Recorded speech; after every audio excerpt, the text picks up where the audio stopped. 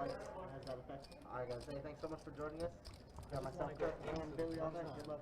I want to get aces every hand. I just want aces once. What is happening, poker people? Tonight, 510, no limit hold'em, best bet, Jacksonville, getting cards in the air. First hand of the night. You got myself, Dustin Shacklock, and you got my man Johnny Pham in the booth.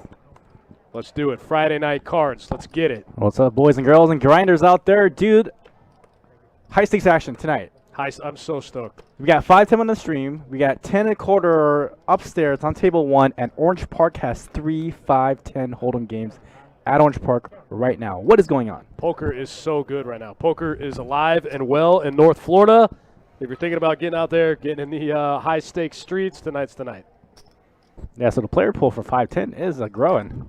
That's insane. If you would have told me that a year ago, that the 5-10 player pool would look like this, I would have called the bluff in a heartbeat. Yeah, these days most players who play higher stakes have been playing 5-5 PLO, 5-10 PLO, but between two rooms, 4-5-10 games, pretty strong. First hand of the night, Josh D gets the check mark here with ace-10 offsuit. Hunter trying to make the nut flush. Bricks out the final two streets. I think he's just hoping that maybe Josh has a worse flush draw. He might have a tiny bit of showdown value with the king of diamonds. Not the case. Josh's going to win the first pot of the night. All right, let's see the chip counts right now. What's the relative buy-ins? That's a good question. We'll get those up for you guys real quick. So far, Hunter coming in for the most, coming in around 5K. John M coming in around 3,000. Everyone else coming around 100 to 2K, 1,000 to 2K. So this is a typical buy-in for a 5-10 game that has a 3K max. Now this game is uncapped, but if you play 5-10 usually anywhere else, a 3K max is pretty much on all the time. So the relative buy-ins are going to reflect that.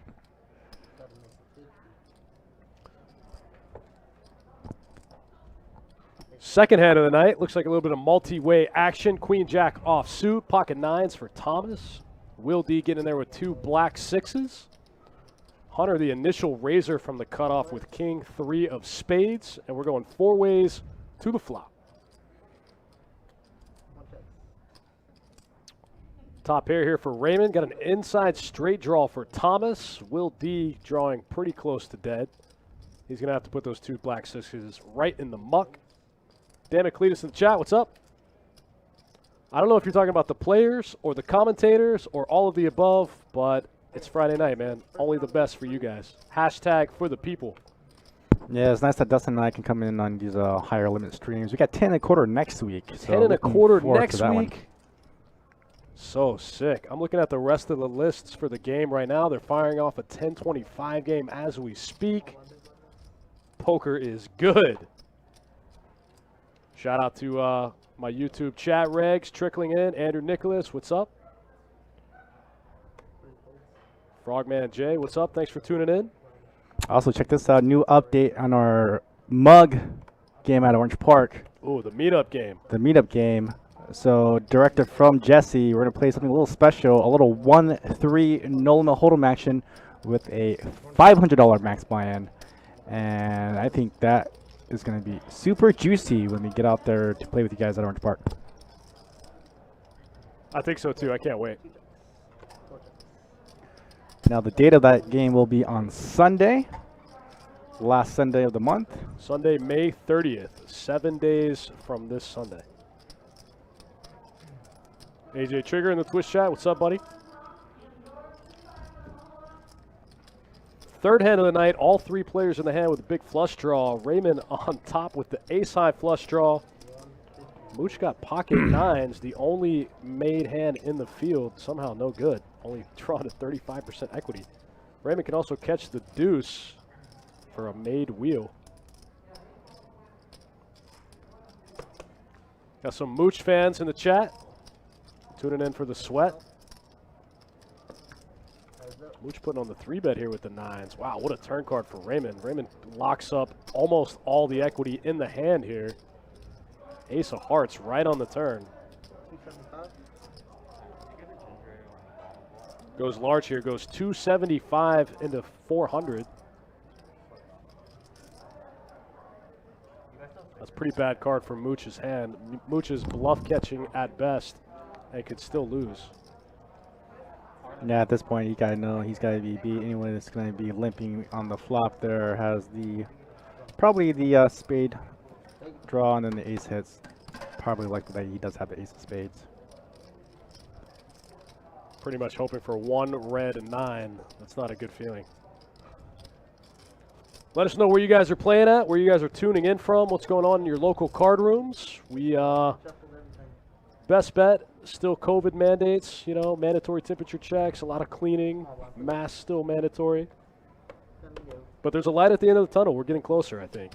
Yeah, there's been a lot of trending casinos that have been lifting their mask mandates. So Yeah, and the plexiglass is starting to come down in some places. yeah, a lot of casinos are now operating at a 100% capacity. That's huge. One makes it 75.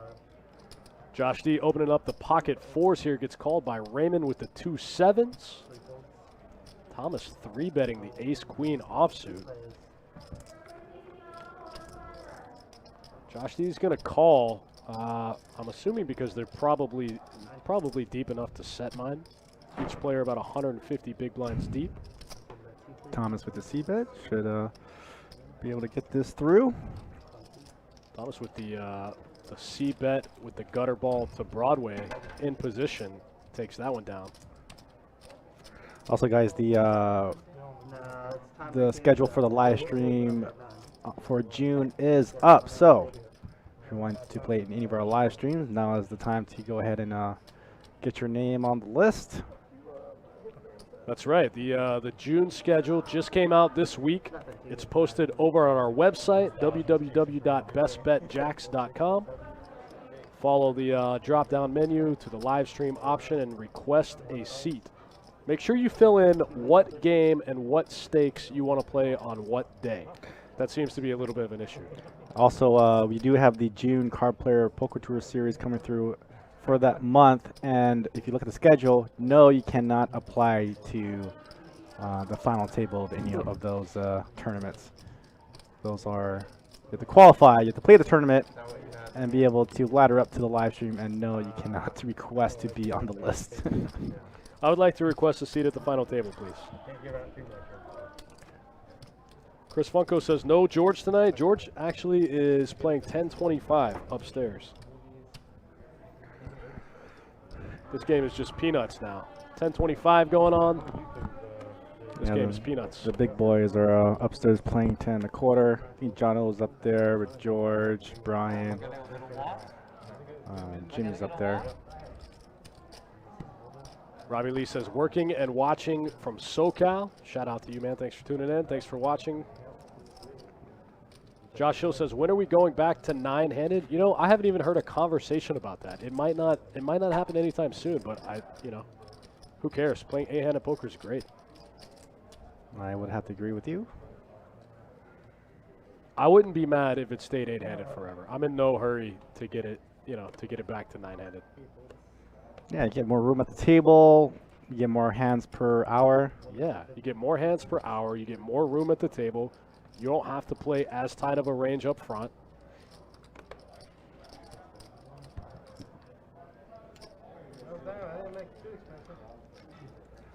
Bob says over under 3285. Oh man, 3285 is pretty good given the stack sizes. I'm going to take the over.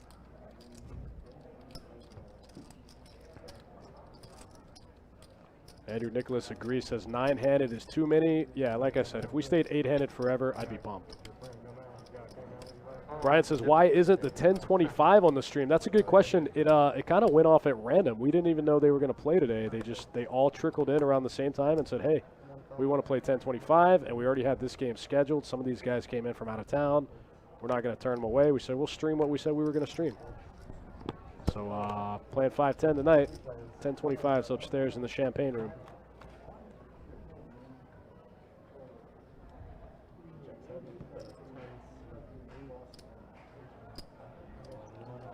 Queen, deuce. Will D getting after it here.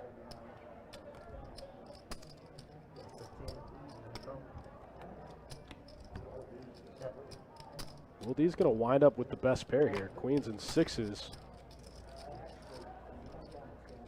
Gets called by the deuce. Thomas's deuce is going to look him up, and Will's going to take this one down. Quick 8 big blinds. Nothing wrong with that.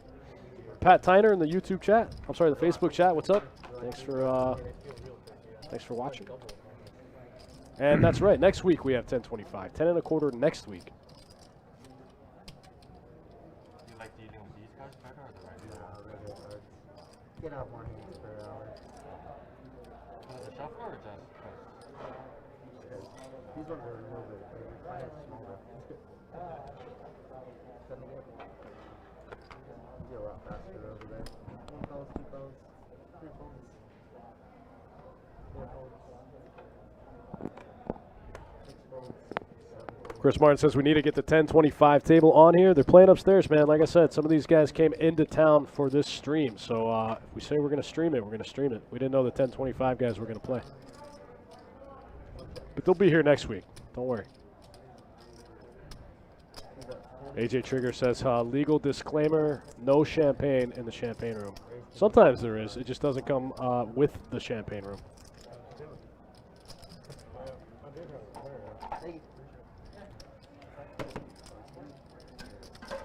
Andrew Fiorentino, shout out to you, man. That's huge.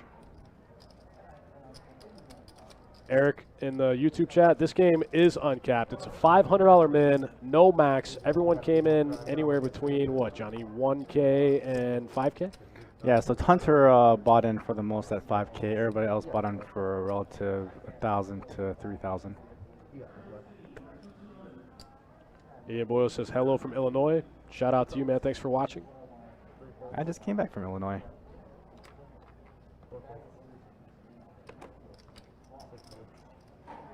Hunter picking up 2 7s. Going to put in a raise here to 50. Will D's going to get in the mix with King 9 suited from the button. Josh D going to lay it down. Raymond's going to get priced in here with the Queen 10 off. He's going to flop the best of it. Top pair, it's like he's going to get checked around. Ooh, ace of spades spikes. It's a great card for Hunter to find a barrel. He's going to check it over to Will D. Will D's going to get after it with the worst hand. Raymond makes the call out of position. We're going heads up to the river. Wow, this is a weird spot if you're Raymond here, because now it makes it less likely that Will D has an ace. That would be enough to get him off the hand. Yeah, Will D takes kind of a small sizing. Also, he bets 125 into 325. Shows him king high. Raymond's going to win with aces and 10s here.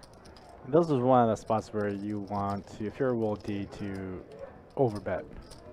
Yeah, absolutely. That's one of the spots where you know him limping under the gun, he can't have it. I mean, he can, but more often than not, he's not going to have it, so it's okay to mash it there on that river sometimes.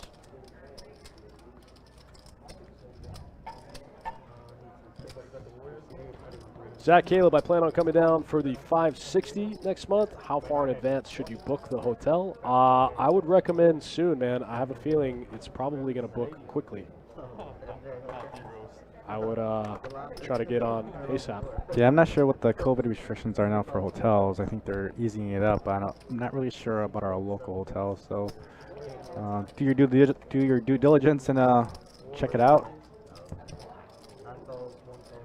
Yeah, I would. I'm sure if you already know you're coming, the sooner the better. Man, firing off another 2-5 game out in the room as we speak. That's going to bring us to 8 2-5 games tonight. That's huge. Also, guys, if you're locals here in Florida and haven't checked out our website, we do have an active tables link that shows us, will show you all the tables are currently running and how many is on the list for each room. That's right. It's a very helpful tool. So if you're familiar with Bravo, it's pretty much the same thing, but it's on our website. Look at Will D just making a pretty big hand here. Oh, John M gets there on the turn, spikes the club flush. Oh, Beers coming in hot. Look at that.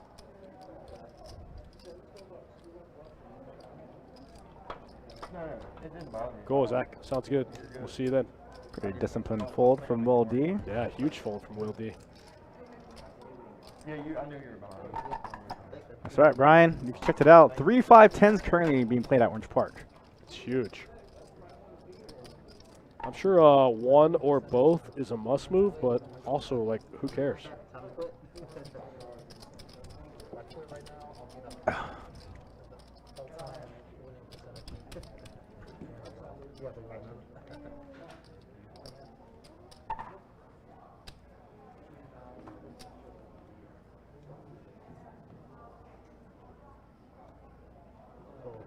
Ooh, I think Nightbot might have got the line wrong there. We got to switch that out. Will D opening up the ace queen suited, makes it 50 to go. First one to enter the pot makes it 5x. It's going to be a juicy game. Thomas defending on the button with the king 10 off. Wow, Thomas the only one with a club. Pretty bad flop for both hands. Thomas, I think, could have found a bet on that flop. It's a pretty bad board for the Razor. Doesn't matter. Turns the best hand anyway. Takes down the pot. Ace queen suited, no good. Right in the muck.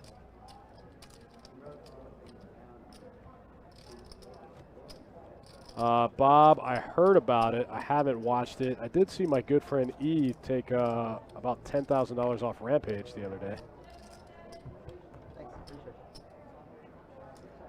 I heard about the 148K pot. I didn't watch the hand, though. Our stream is too good. If I'm going to watch a stream in my spare time, it's going to be ours.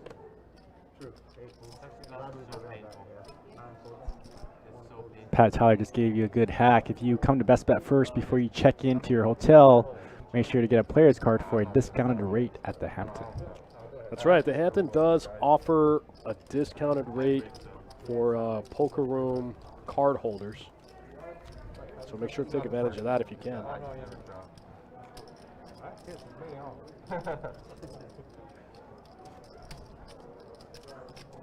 I pick up aces. Frogman, I don't know off the top of my head what the discount is. They used to have a rate like pre-COVID. It was like, I don't know. I think their normal rate was like $100, and it was like $70 with the poker rate or something like that. But I don't know. I don't know what they do now. Will D get them open up the ace 7 suited under the gun +1.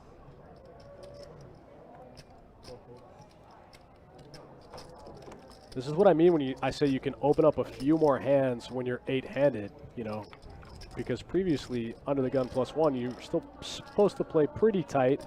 Now you're almost more in like a middle position situation when you're under the gun +1 8-handed.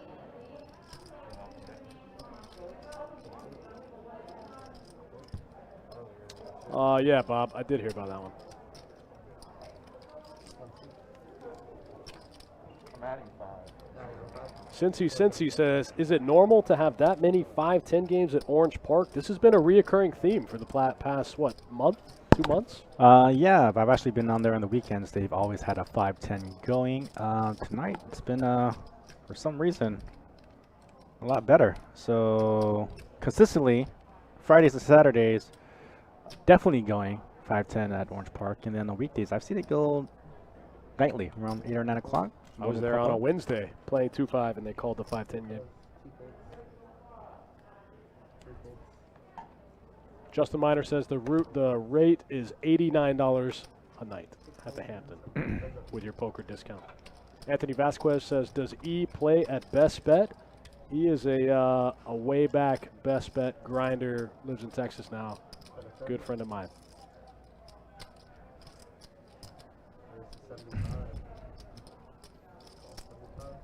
Josh D takes a small bet here on the flop. Wow, and turns the nut heart draw here. Thomas tried to punish him a little bit with the 8, but Josh getting sticky with the 2 overs. The backdoor flush draw. Picks up a lot of equity here. Any ace, any jack, any heart. Wow, dodges all of it. Thomas makes 3 of a kind.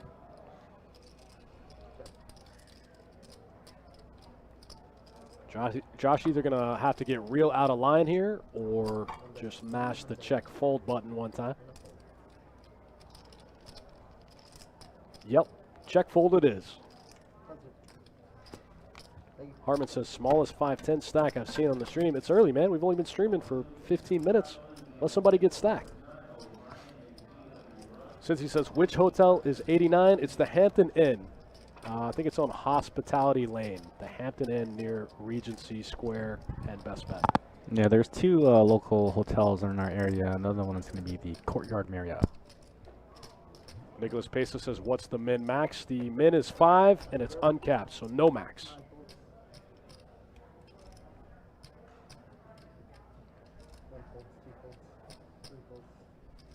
Hey, what's up, Strawman? Thanks for tuning in. I saw your email today. Passed it along to the big dogs. 25 We'll see what happens. Yes, Frogman, we do have a secure parking lot. We do have security roaming through the parking lot as well, so very secure parking lot.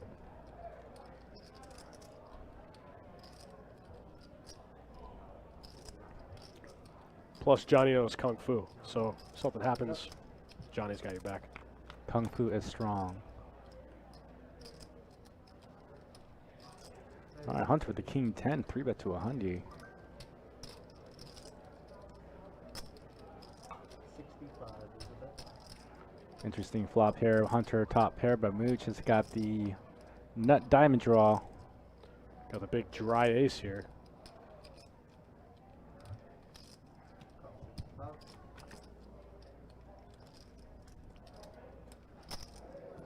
Hunter still in the lead, got 73% of the equity here on the turn.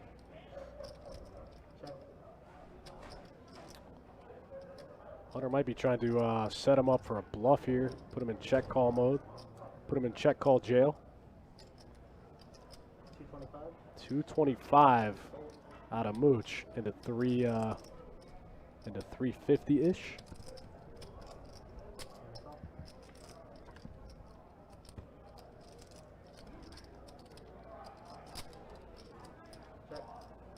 Mooch in the tough spot now, can only bet to win this pot. All in. And goes all in.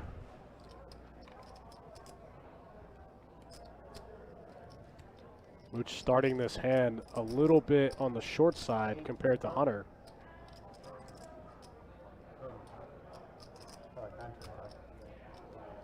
Oh, 925. 925. A little bit of an overbet here. Bets 925 into roughly 725. Hunter going into the tank here. So he limps flop, bets turn, smashes river. And limp pre-flop because Hunter did 3-bet. So king, queen, ace, king. Definitely not in Mooch's range in this situation. What do you think Hunter's thinking at this point, trying to figure out whether or not I should put it in or not? I think he's trying to work through the math, trying to figure out how often he needs to be good in this spot. Wow, Mooch doesn't even turn it over, just snap mucks. Wow, nice call by Hunter. I had a feeling he was going to call. I think he was just working through the math in his head, trying to figure out how often he needs to be right. You've been missing those cards the whole time? No, I'm kidding. That'd be awkward. I'd be like, ooh, what's the comp value? There's about 740 on the river, I think. And Mooch masked it there, hit him for like 900 with the all-in.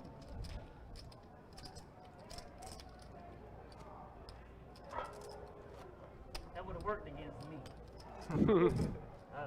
Hurry up and Yeah, I feel like if the Mooch had raised the flop, his story would have checked out a little better. I was thinking that when Hunter bet and he just flats with the ace there. send it go. I think you're right. If he if he raises with the ace, he could put him on a flush, not necessarily the nut flush, because the nut flush would never raise. But if he raises with, you know, if he raises with the dry ace there, it's a lot harder for Hunter to make that river call. And also, you set yourself up to possibly get stacks in on the turn when you still have some equity versus drawing dead on the river, you know. And this is a time game where it allows players to run it multiple times. So if I was Mooch, I probably would try to get it in there and run it twice to try to get at least for half the pot, just in case I miss. That's true. Justin Miner, that would be a question for Jesse H at bestbetjacks.com. I would reach out to him. I don't know, all of the copyright stuff is outside of my my realm of expertise. 2 votes. 3 votes. 4 votes. Pigeon, pretty quiet so far this stream. Picking up ace king of clubs. Says it's my turn to get in the mix. Make it 50 to go. I think it's okay if you clip it. You just can't edit the video in any way as far as putting any logos or anything that's as specific. But if you're on Twitch, I believe you can just clip it and just redistribute it. Yeah, I would email Jesse about that one and get clarification. But Nick from Yuma in the chat. What's up? I heard you might be going to Vegas. I saw E with the GoFundMe trying to send my guy to the main event. That's huge.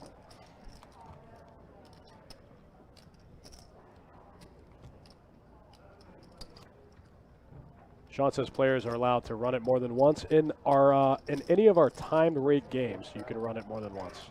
Any of our normal rate games, like most of the games out on the poker floor, we can only run it once. But in the time rate games, you know, whatever.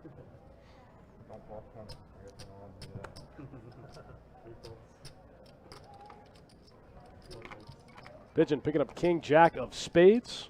Going to come in for a raise here. Hunter right behind him with pocket sevens. Both players very deep. Pigeon starting this hand about 2,500. Hunter with like 6K there.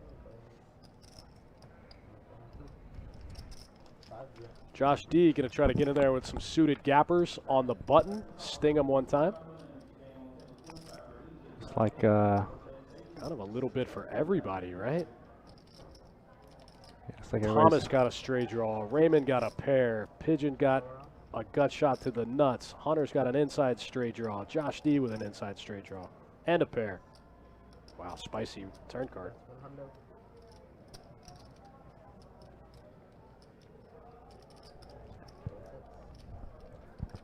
It's a pretty interesting turn card. Josh D gonna get out of the way here. Gives Raymond 2 pair. All the sevens were dead. Thomas gonna fold.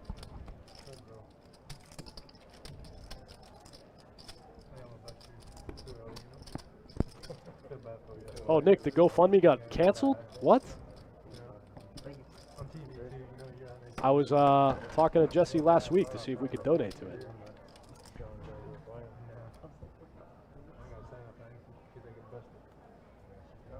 Let me know what the status of that is.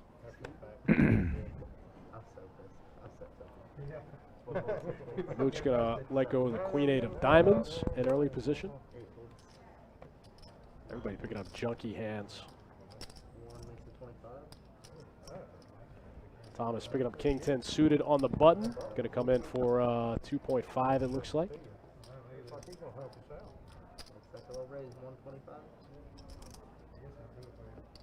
There we go. John M. Gonna hit the re-raise button. Raymond and Thomas sharing some outs here.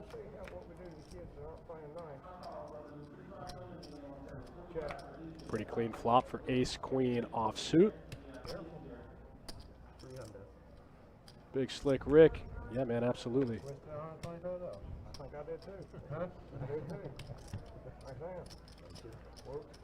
All right, we'll take a quick look at the wins and losses so far. About 20 hands in to tonight's 5-10 no limit deep stack cash game. Hunter up a G. Mooch stuck 1.5. Everyone else somewhere in the middle. It's still early, guys. It's still early. Thomas, a VPIP in the highest, coming in at 52%. Pigeon coming in at 10% VPIP here.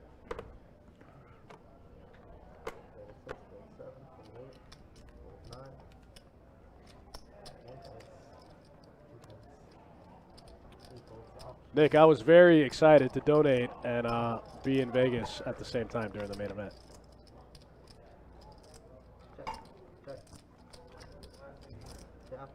But I guess you just have to buy your own ticket now. You have to buy your own 10K ticket.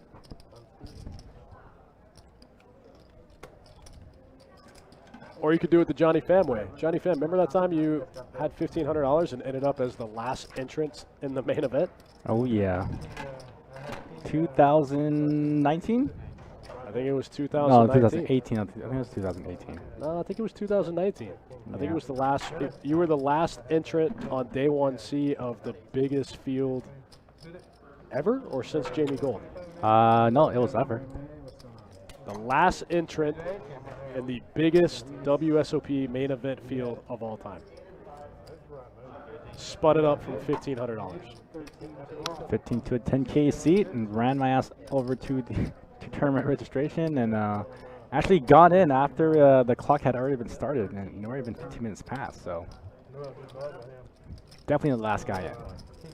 They wanted him in the game. But not the last guy out, unfortunately. Last guy in, not the last guy out. The goal is to be the last guy out. $13 out there, Frenchman. Nick says, am I going to be playing the main? I'm not, man. I hate tournaments, to be honest. I don't play tournaments. Very rarely. And when I do play tournaments, they're definitely not 10K main events. I don't hate tournaments. I just think they're the most tilting thing on the planet. I actually really enjoy the small stack strategy that goes into tournaments, but the variance is maddening to me. Brian says, is it me or Johnny? Johnny played the main event, the last entrant in the biggest main event field of all time.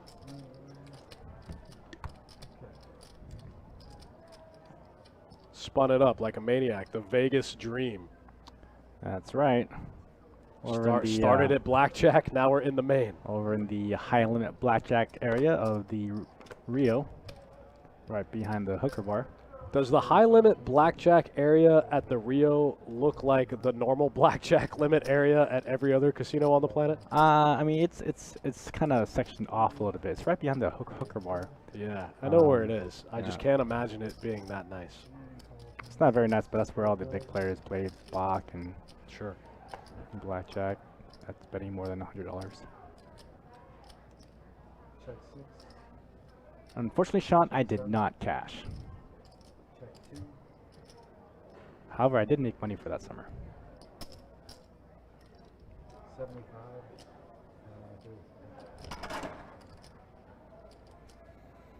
Pigeon tried to get their peel of 6 one time for all the money.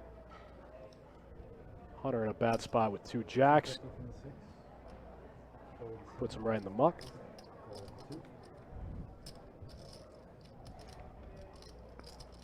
Harmon, I don't like min stack cash strategy. I think it's brutal, but in a tournament, it's a little different.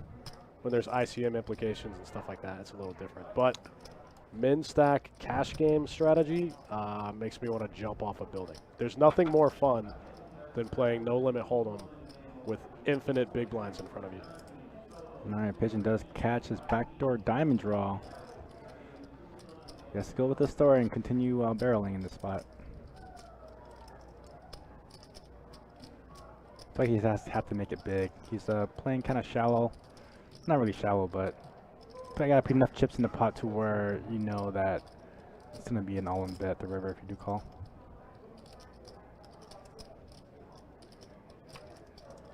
That leverage, that's exactly what happens. Pigeon bets 8. He's got a lot of outs. As you can see, he's got 12 outs going in the river. 12 outs is a lot. And John's gonna fold the winning hand, and Pigeon's gonna scoop up. A nice pot, over 100 bigs in the middle there. 2 times, as far as I know.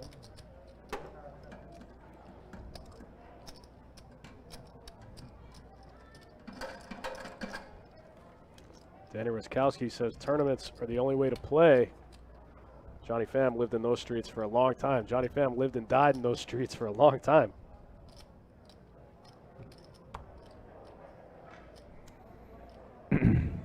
Johnny Pham transitioning into a little more cash these days. Less tourneys, more cash. Yeah, I find myself not being able to make a much go of it with the tournaments. I think I threw 4 bullets down south for 600. Locked up about 40 hours of play in tournaments. Standard, and it's totally standard. It's expected. And then 10 hours of cash games to supplement my tournament buy-ins. It's tough, you know, because most tournaments you buy into, usually you just buy in the 1 or 2 times, but because of the gigantic field, the value there is just like, how can you not buy in again when first place is $300,000? When they hit the guarantee before they even get cards in the air, and you have 4 more flights to go, you know it's going to be infinite value. Yeah, if I had dedicated a little more time playing cash than I did tournaments, I probably would have made a lot more money. But, you know, gotta mix it up every now and then. MTTs are back in full force. MTTs are crazy. Card Player Poker Tour is gonna be hitting landfall here in Florida in mid-June. That's right. That's going to be huge. $2,500 main event. It's going to crush. We ran a $1,500 main event in the winter series, and we were kind of like, we don't know what to expect. Smashed it. So we upped the buy-in, ran a $2K main event in the spring series. Kind of the same feeling. Don't really know what to expect. Smashed it. So we're going to go for a $2,500 main event in Card Player. See if we can get $1 million in the prize pool. Should easily get $1 million in the prize pool. Yeah, it'll be our first tour since we locked down from COVID.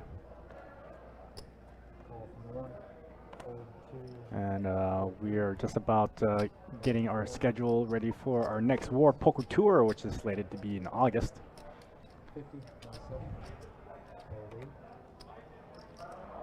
I'm just going to bump it up here with the Ace-8 of spades one time.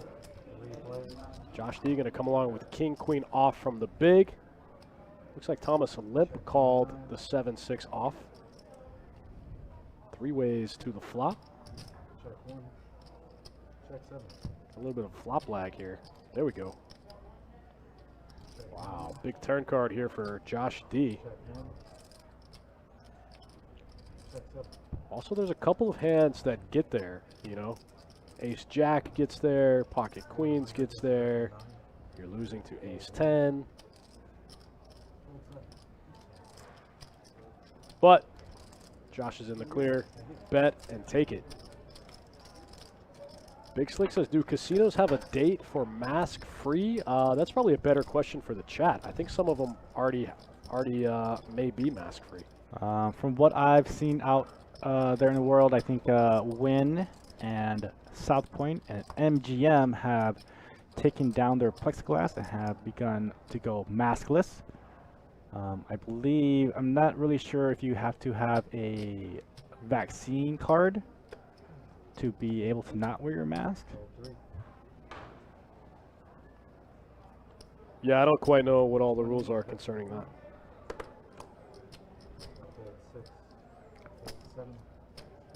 That's some new news. Daniel says Daytona is mask-free now. I'm a little curious about that one. Maryland Live is mask-free. I find that a little interesting about Daytona. I feel like they have a little bit older clientele, and you know, you would want to be a little more cautious in that spot. But everyone's had the option to get vaccinated before going out in public, so you know, I understand the removal of responsibility.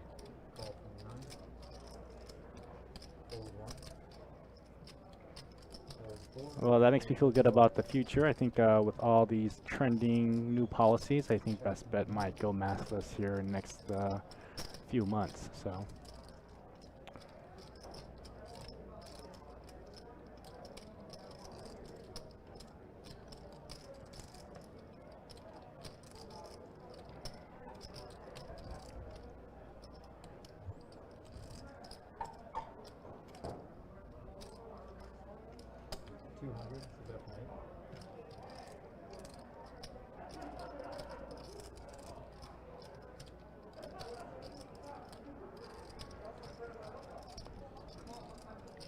Josh D with a big flush draw here with some overcards.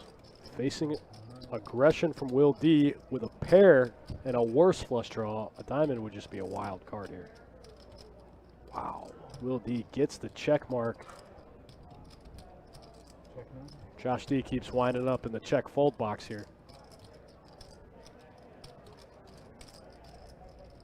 AJ says Mississippi Gaming said no masks up to the individual.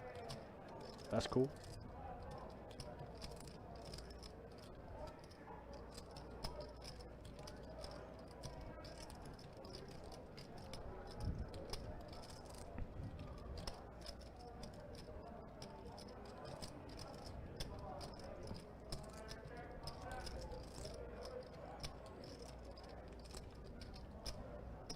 Josh D, it stings, but you gotta fold this one, man. It's not fun. No. Maybe you're trying to think of going over the top, but because of his stack, not much left to call. Yeah, the effective stacks were too short. I think he took too long, and also Will D backed into a monster there. We talk about that a lot on the stream, guys, is like timing tells when you take a long time to make a decision on your hand, man. That stuff, you know.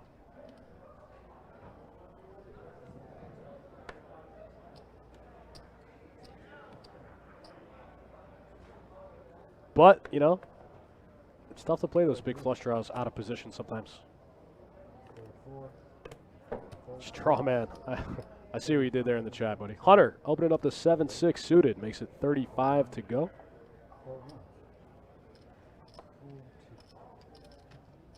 Raise and take it.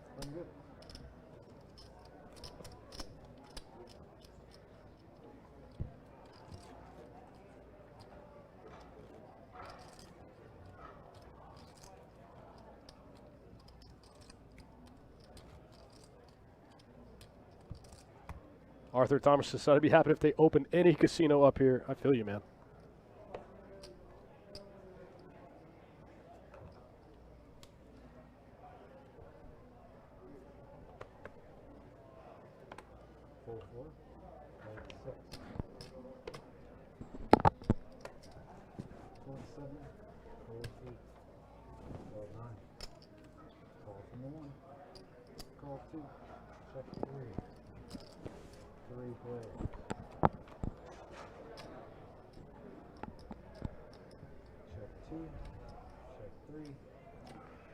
Sean Hunter says, you watch the WPT final table and you don't think they have masks. So an interesting thing they did for those guys is everyone got a COVID test prior to the playing the final table. And even so, one guy still opted to wear his mask. They, wow, this is a cooler here, right? Boat over boat. Check, check. Come on, Pot.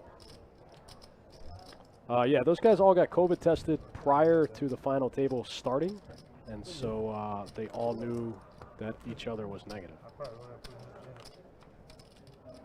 Yeah, or if they have like a Twitch account, they can search it through that. Danny, if you hit up our website, you'll notice that our Card Player Poker Tour will make landfall here in mid-June. 9-day series, I think about 9 events. Opening event is a $360 buy-in. Main event is going to be a $2,500 buy-in. For all details for the series, check out our website at bestbetjacks.com.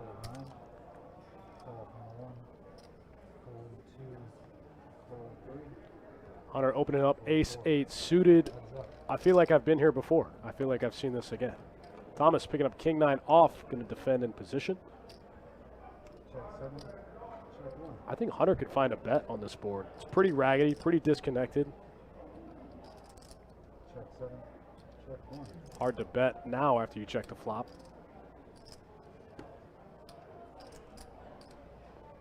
Aces and fours with a jack. Gonna go check call. Figures at worst he's chopping. Hunter making this game look easy. What do you think, Johnny? Yeah, I don't think nobody's really pressing him, putting him in bad spots. He's just pretty much playing his game. He's just steamrolling the table. He's working out the math. Looks super comfortable. He's been in these spots in these games 100 times.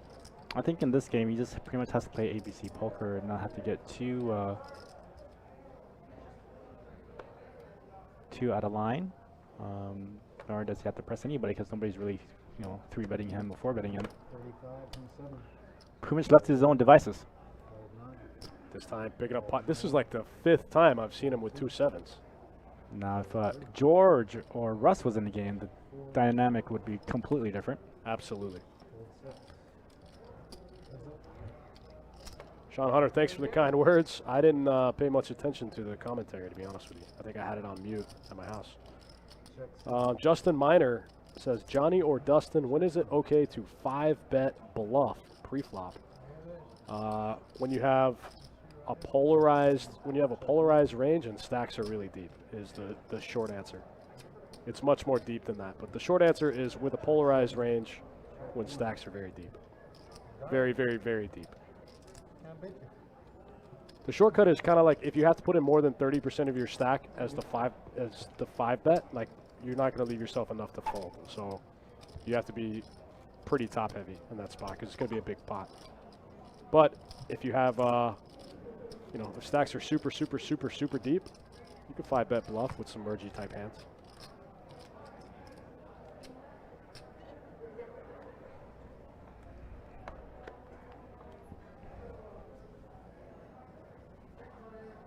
K9147 says 5-bet is a shove. I mean, not if you're super, super, super deep, man. It doesn't always have to be a shove. 1. 2. And also, if you're getting 4-bet, do you really want to shove a hand like queens? Or do you just want to put in the 5-bet and fold, Or what if you're bluffing? You still want to leave yourself some room to fold if you're bluffing.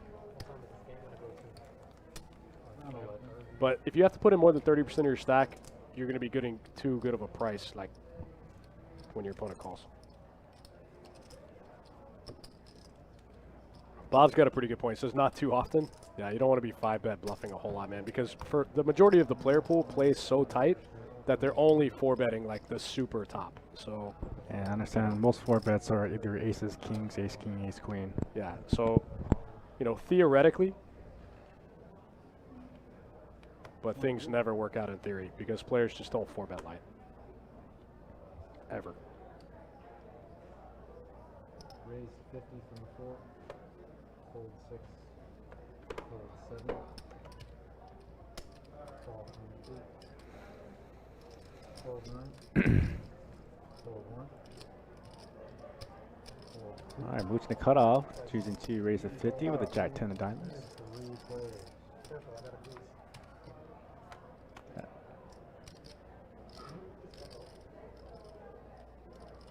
Pretty raggedy board here for a 3-way flop. Somehow John M gets the best of it. Flopping a pair of deuces here. Everyone else with overs. Wow, a pair of deuces just improved. Check 3. Check 4.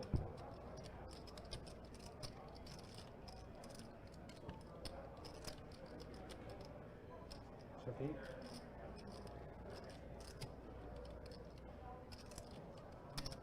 $125 is a bet from 3. Fold 4. John M going to get after it here with the best hand.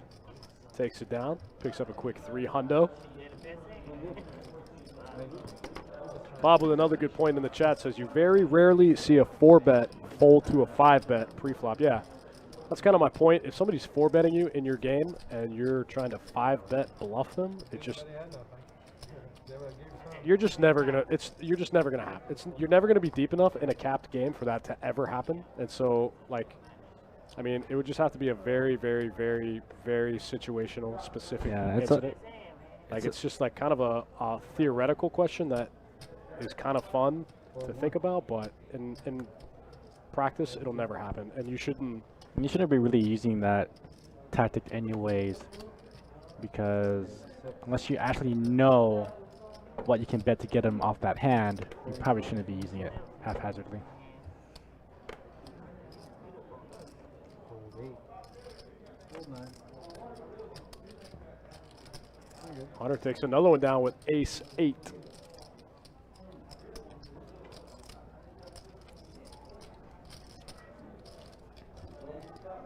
Brian Bernal says probably never 5-bet bluff live.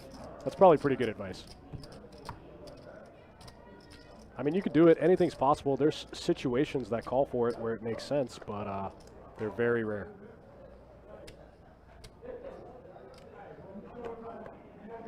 Hold 2.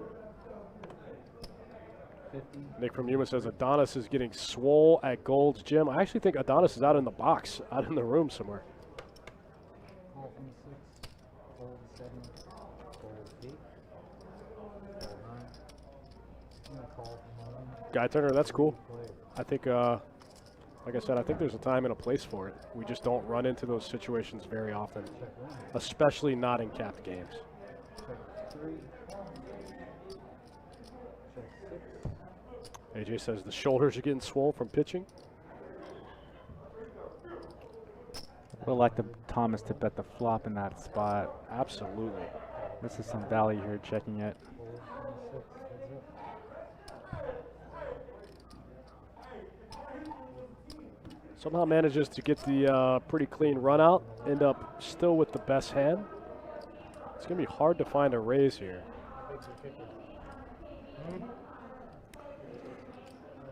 If you're asking what's your kicker, you're probably not going to be good. Every kicker beats you.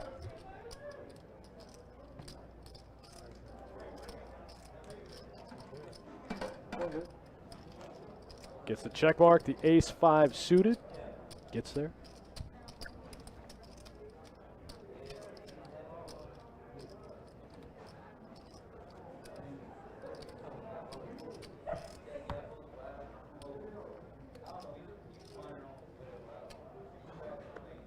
All right, on to the next one, guys. Thanks for tuning in. 5-10, no limit hold'em, uncapped cash game.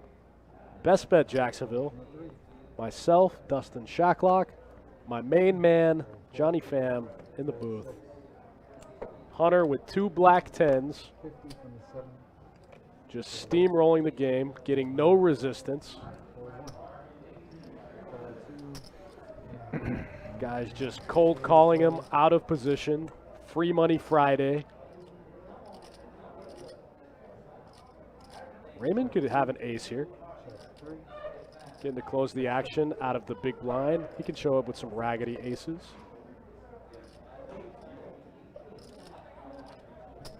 $75 is back on 2. Hold 3. Hunter gonna look him up just in case. I don't hate this call from Hunter here, turning 2 10s into a bluff catcher, kind of in the middle of the range. 25 is the bet from 2. Hold 7. That might be one of those spots where like Hunter is thinking he might have an ace, but he knows if he peels the 10, he can get all the chips. Flag is real.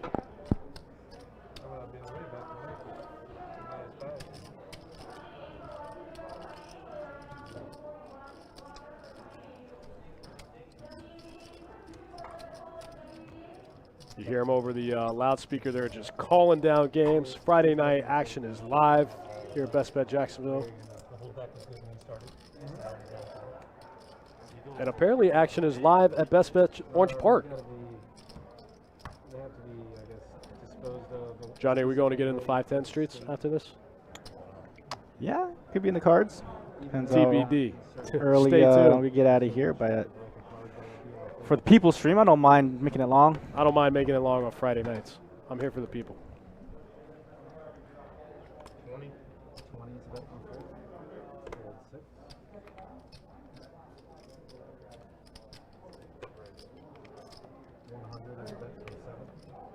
Fold 8. Fold 9. Fold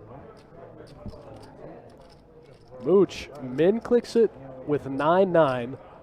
Hunter just wakes up with Big Slick, makes it 100, and Mooch just calls.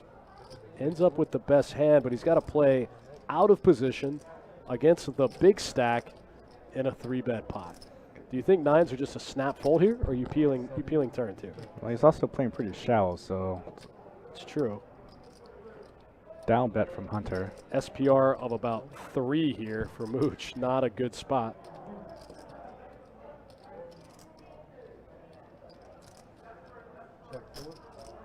Kevin Walls in the chat. What's up? What's happening, buddy?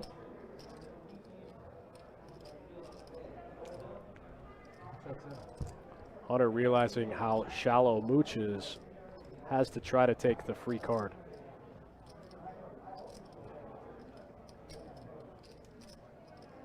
Check 4. Check 7. Hunter with the snap check. I like that out of Hunter. Just turn your hand over, man. Even if you're bluffing, it's good for the game. What so many players do is they say, oh, I called you. You're supposed to show first. You have to show. You know, who cares? Speed up the game. Yeah, that's my biggest pet peeve at the table, especially playing a higher level game. Just turn over your hand. Yeah, who cares if you're bluffing? Everybody knows that part of the game is bluffing, you know? You're supposed to bluff. So if you get caught with your hand in the cookie jar, who cares? Turn your hand over. It's good for the game. I've actually gotten players to muck a winning hand after I snap tabled my hand on a Snap table the bluff, and they snap table the bluff, and you do it so confidently they fold the winner. Yep, I've had it happen. a The couple times. nuts. That's a good move. I see it a lot where they're like close, like you table the bluff and they're just looking at it and they look at the board and they look at your hand and they look at the board and then they turn, they're like one pair. Yeah. But I've never been able to successfully pull it off. Snap table the bluff and have them muck the winner. There's a time when I was playing T5 where I kind of did it in autopilot and all my actions were just snaps. And it kind of confused players a lot, especially the bluff table. Check 3. Check 6. Check 9. Check 9. Frogman with a good point says if you don't get caught bluffing, you're not bluffing enough. Just flip it over, man. Worst case scenario, it speeds up the game. Yeah, don't look at your hand, look at the board, look at the hand, look at your board, look at the player. Just table your hand. On to the next. Call. Call 9. Call 1. Heads up. John getting after the open ender here. Gets called by one pair from Pigeon, and Pigeon's going to get the check mark. Nick from Yuma, picking up what I'm putting down. Sometimes you got to be the fun player, man. It's okay to bluff. It's part of the game. If you get caught, you get caught. Remember, guys, we live stream 3 days a week, 3 nights a week, actually. Wednesday, Thursday, Fridays, sometimes Sundays when we have final tables. Looks like our stream is back to 100%. We haven't had any issues since we kind of went back here and did some IT work. So make sure to like, follow, and share, and subscribe. We were back streaming with you guys. That was just, I think that was just some unfair stream variance there. Yeah, I think there was a week or so that we have a lot of glitches that we had to pretty much dismantle everything and put it back together. Fold 7. Fold 8. 40 from 9. Fold 1. The reason I say if you're going to 5-bet bluff, you should have a polarized range is because it's easy when they jam on you if you're bluffing. You could just fold out the bottom, you know, and you could just continue with the top. That's why it's better to do that with a polarized range.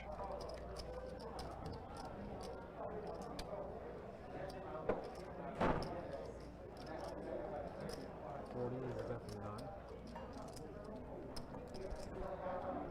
9. Fold 2. Nick from Yuma, if you're not calling off stacks with one out, you're not calling it off enough. I heard that happen last night. I heard they got it in flush draw versus straight flush draw. KK binked the one outer for the straight flush. 10 minutes before high hand started. Sean says it drives me nuts when a player looks at their cards 20x in a hand like they're going to change. Sure. That's what I'm saying. Just turn them over, man. Who cares?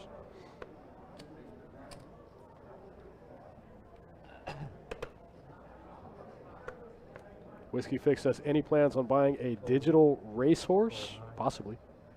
Anything's possible.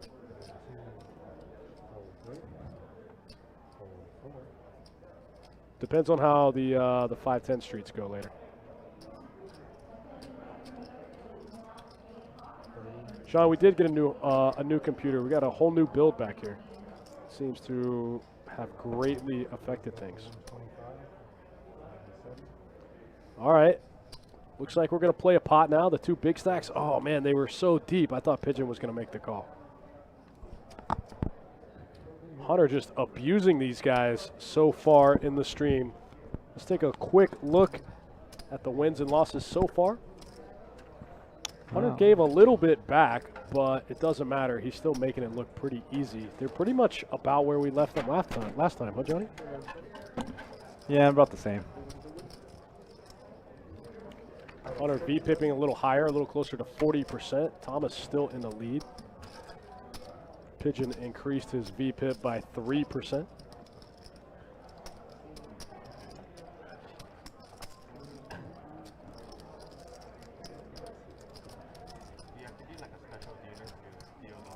I know Justin Miner. I've heard the story at least 5 times by now. Probably more. I've probably heard the story of you calling it off with Jax 12 times by now.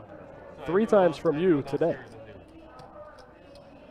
A lot of them are too used to having an auto shuffle. So they've got like training. Nick, are you talking about us? We can adjust that for sure. Not many people can shuffle with their bare hands. They also hired a lot of new people. Oh, really? Where we're at? We're here? Yeah, you're here like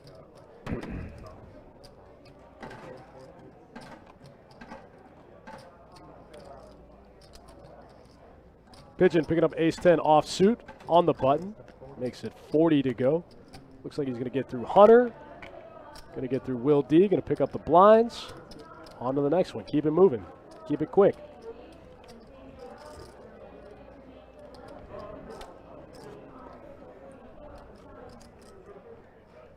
I have to make you post 25? What? Do I need to make you post like 0 rigs up an area? Am I going to get it back? Yeah.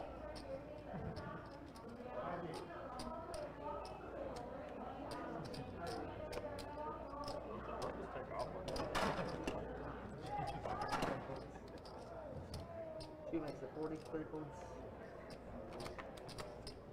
4 folds. Raymond opening up Queen Jack suited. I'm sorry, Queen Jack offsuit to 40. Going to be hard to get any action with the junky hands in the muck. Fold, fold. Nick, quick adjustment. Hopefully that's better. I agree. I thought they were a little low too. It's hard to tell on our end what we sound like. But you've convinced me not to go there. You're not going to find better games. Yeah, that's the game too.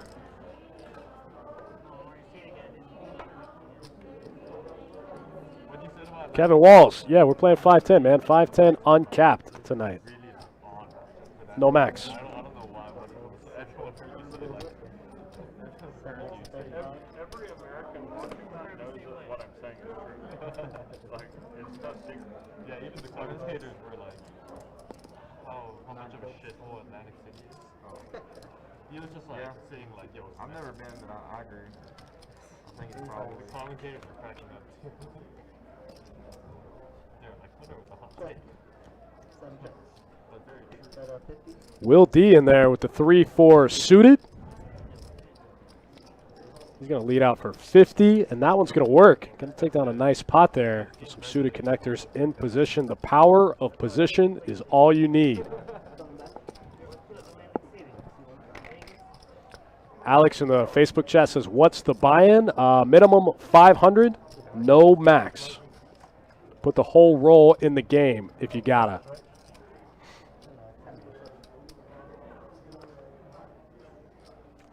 I would say that in the rank of most of our 5-10 games, this one has ranked a little bit on the smaller side as far as buy-ins, but it's still been pretty entertaining. I love watching the bigger games. I like to see how the high-level players think and why they do the things they do. And also, like, I like to see kind of how they go about beating the regs, because we say it all the time, like, these games play exactly like the games in your card room, you know? So trying to figure out why these guys do what they do and why it works is really, really entertaining for me.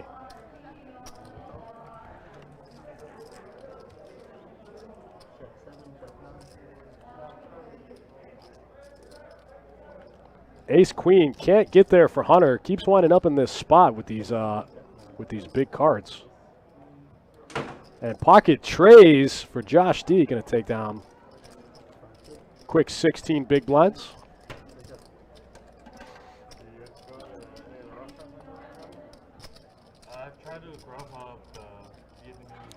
LeVar Riley, the 2-2 games in the rest of the room are capped at 300, but when we play 2-2 deep on the live stream, we bump that buy-in up to 5 bills. Let them come in for 500 for the live stream games. Kaser says any 10, 20, 20, 40 games. We got a 10, 25 game next Friday on the stream, and we actually have one live in the room tonight. It just went off randomly upstairs. They showed up and wanted to play 10-25, so we have one going in the room right now, and we'll have one on the stream next Friday, 7 p.m. I think you might have me and Johnny back in the booth, the dream team.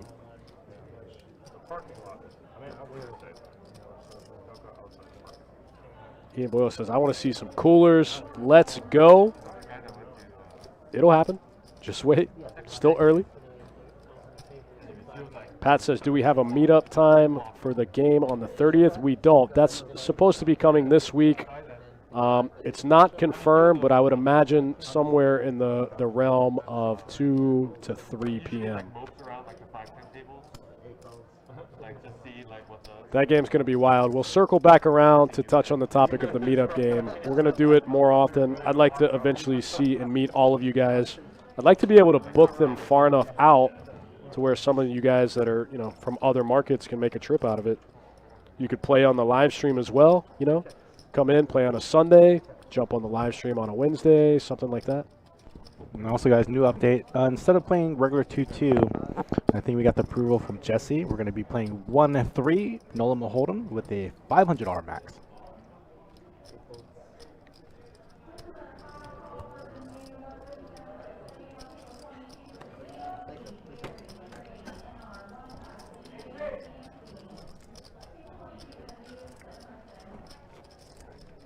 Cheryl, the next major tournament is our Card Player Poker Tour. That will be in mid-June. Check out the dates on our website at bestbetjacks.com. Opening event is a 360 buy-in.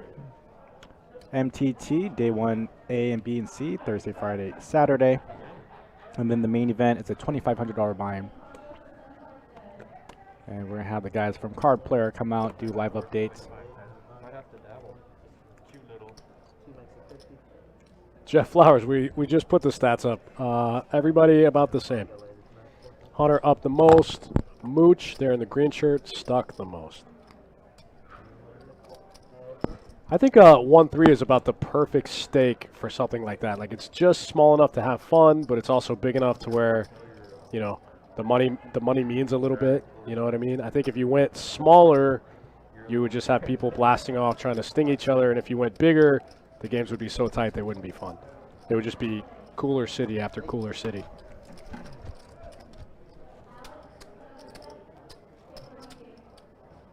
Just a reminder, if I sold my jersey collection, I could be a 25-50 reg. Got to make sacrifices, man. Poker's not easy.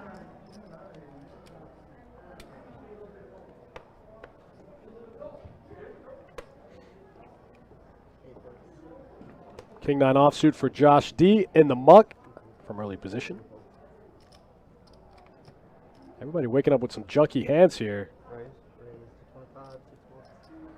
The Mooch coming in with ace-7 off. Makes it 2.5x. It's kind of interesting. We've seen all different. We've seen a lot of different sizings. Some players opening to like 40 and 50. Some players opening at 25. I guess he bet the flop. I didn't realize because of the flop lag we were already on the flop. He bet 25 on the flop and took it down. Ozzy says, what was the largest buy-in? Hunter, there in the red T-shirt, bought in for 5K, I think, 5,500, something like that.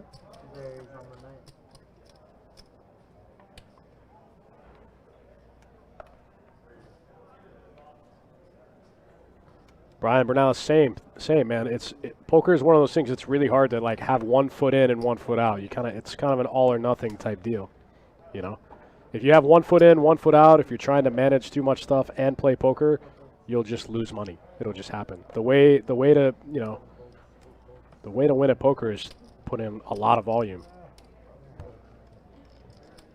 The point that we've reached, you know, as a whole in poker, it's really hard to have just like a massive edge. And so the way that you obviously like mitigate a small edge is through a big sample size. Like that's how casinos win. So the trick to beating poker is putting in a lot of volume, and in order to do that, you got to have both feet in, man. Can't be 1 foot in, 1 foot out. It's hard. Eric LeBlanc, they haven't officially been released yet, but should be coming soon. Keep an eye on the website. Yeah, Eric. The target dates for those will be in August. We haven't released the full schedule yet, but we should be here in the next month or so.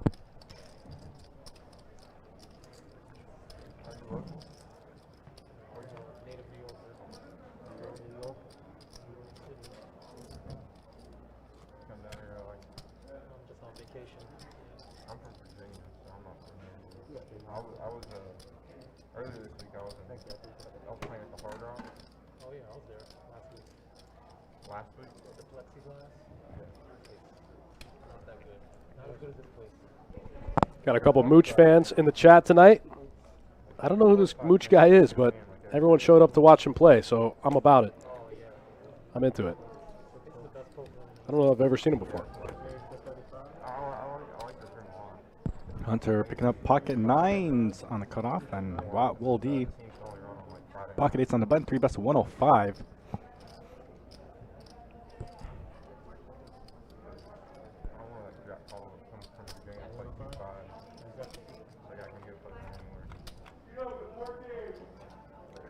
Flop Queen Jack Trey. Yeah, great. It's like a down bet from Will, and we'll get Hunter off the best hand.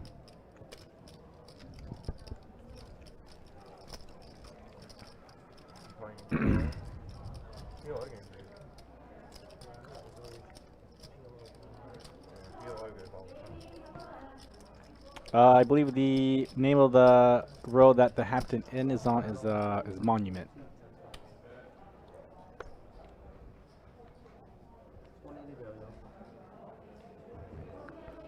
Mooch with the Jack 10 of spades.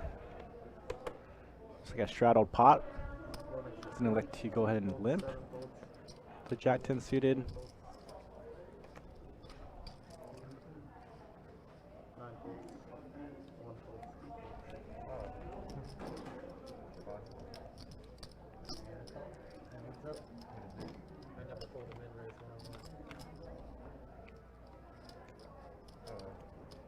Flop deuce 4-6. Mooch is definitely be leading the spot. Got a 40 from Mooch. So John will go to look him up with the pair of 4s. Interesting turn card here. Does give Mooch the top pair, but John now has a heart draw.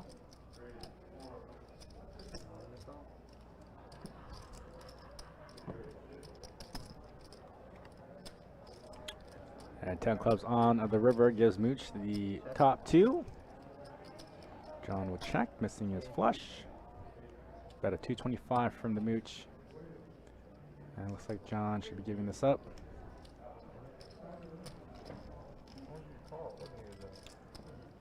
Justin Miner says Hampton Inn is on Hospitality Lane. Hospitality Lane.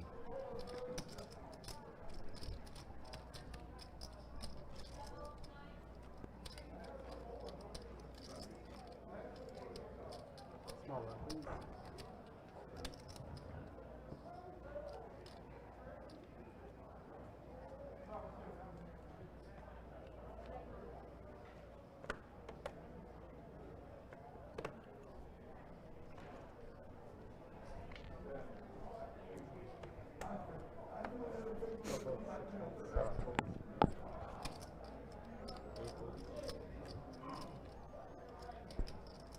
Nine raised to 40.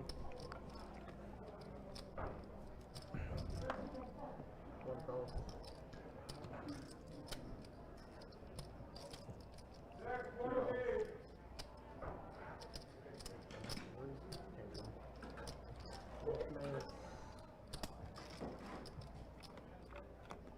Alright, four-way action. Flop ace, ace, 9. Bit of an action killer, especially with no player with an ace. 5 dimes on the turn. Does give Josh G a good shot straight draw.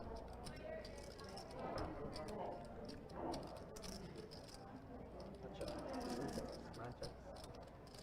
7. Check out around. 6.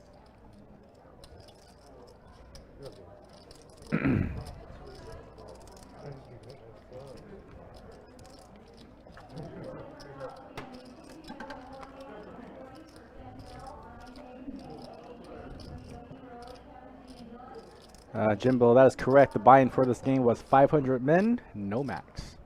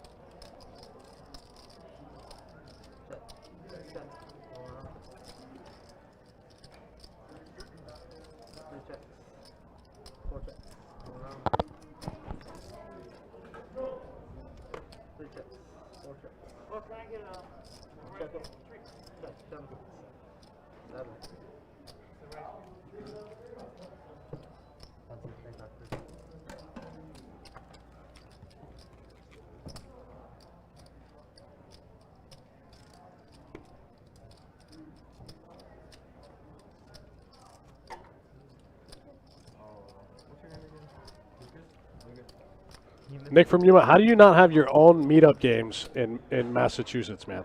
Wednesday night, there was a guy that came from like Boston. You should just go on tour. Nick from Yuma Bought it from the back. coming to a poker room near you, Yeah. And he lost like 10. Brad Owen style. Yeah. You could do it at Best He Bet. gave me his phone number. He said he liked me.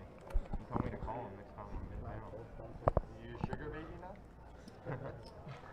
Basically. 3 raises to 30.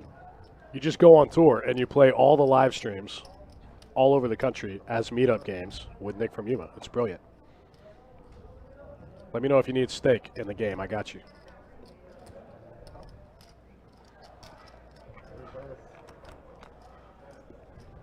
All right, 3 ways to the flop.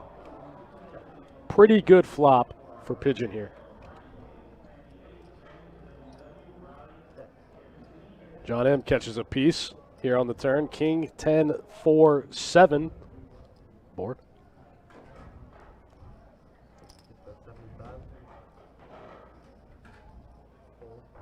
Meetup game at Bucky's. That's pretty good.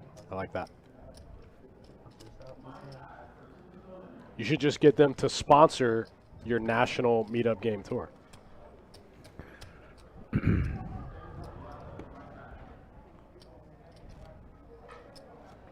How am I the first one to think of this? How did you never think of this before? Bruce says poker is still illegal in Massachusetts. Okay, well that explains it. my goal usually too. There's a couple places though, right? I mean, obviously there's Encore. There's the, what's the other place called? The Boston place? Boston something? Nashua, New Hampshire. Yeah, that's actually on my list of places I want to go this year. I've got friends in Portsmouth. I want to go. Yeah, Foxwoods. Well, I know Foxwoods.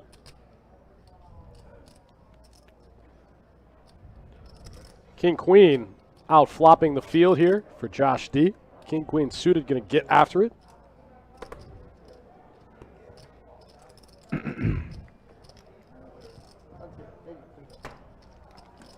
MGM Springfield. Yeah, I feel like there's a ton of poker in Massachusetts. What am I missing? No poker in Wynn until late June.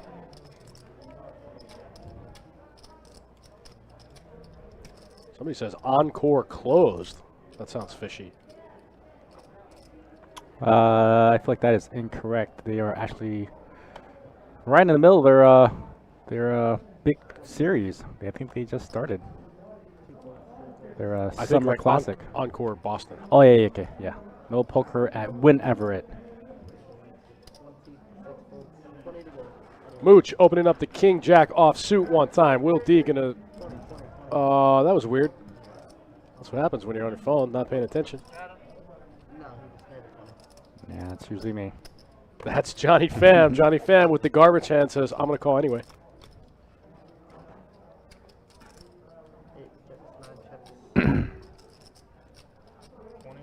Where do you live again, Nick? Connecticut, maybe? Raise and take it from Mooch.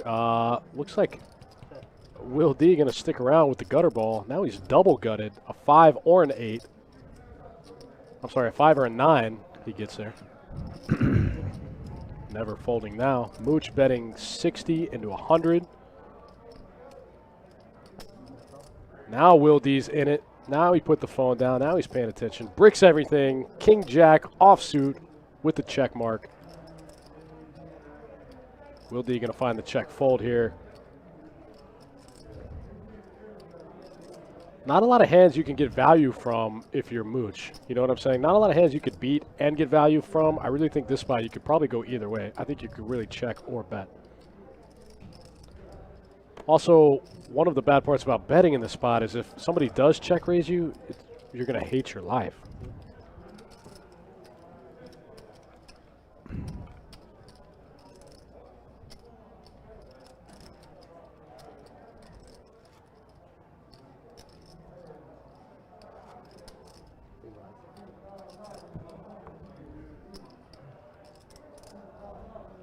Bruce, okay, so I think I know why I'm confused. Bruce said poker was illegal in Massachusetts, and then everyone else in the chat named like 12 poker rooms. So is it just like, is it still a COVID thing? Is that what we're referencing? Or are there like some other weird kind of rules that you just like can't have poker? Unless you're one of the 12 aforementioned places that has poker.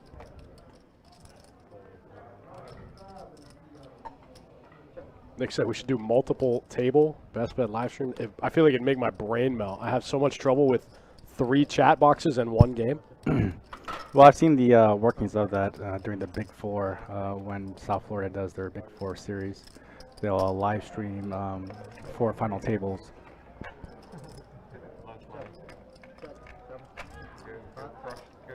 Looks like we're going to lose Hunter for the 10 1/4 game. Got to go after the big money. Big Slick Rick says, I miss playing poker. Guess what, buddy? It's alive and well in Florida. Probably 10, 25, 50 most of the time. Yeah. It's a good game. Yeah. Like when they play 5. Yeah, Kevin Hunter, I think he just got called for the 10-25 game upstairs. Yeah, this game it's kind of lax compared to 10 1/4 game based on the lineup that's going upstairs. A lot of volatility with George and John O and Toby and Jimmy. Kind of miss George and all those guys.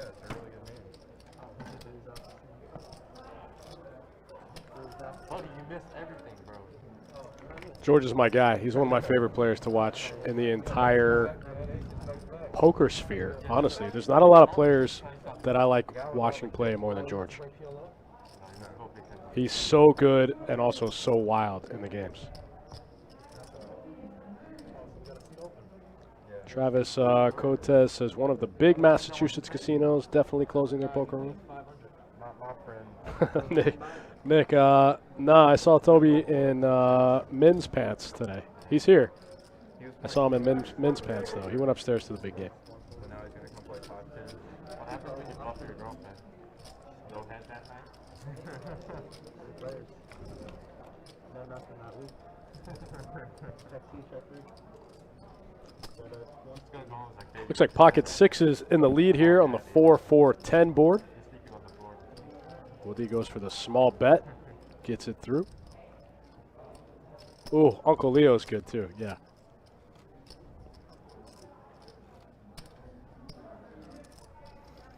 Oh, okay, Bruce. I see. It's a state licensing thing. It's kind of like that in Florida, too. It's a county licensing thing. There's only one license per county in Florida.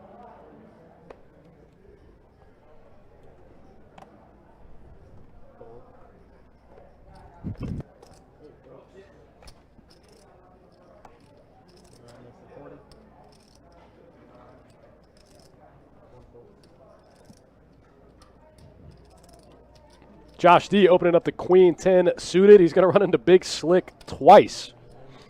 What are the chances? Raymond's on the button, so there's a chance that John M could 4-bet. Raymond hasn't been too splashy. It's hard to think he's in there just messing around. He's played pretty snug. But Josh M looks like he's going to go for it, grabbing the blacks. We might play a big one. About time. Ooh, Mooch with the two-handed fold. What a power move. Josh D going to get out of the way with the Queen 10 suited, and I think Raymond might have... Oh, John just called. I thought he went for the 4-bet. Okay. I see what's happening now. Somehow an ace still comes in the window.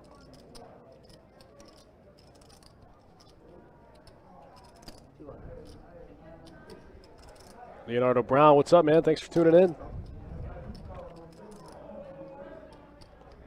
I thought Josh might go for the 4-bet in this spot against Raymond, since Raymond had the button. But I think that was the only time we've seen Raymond 3-bet.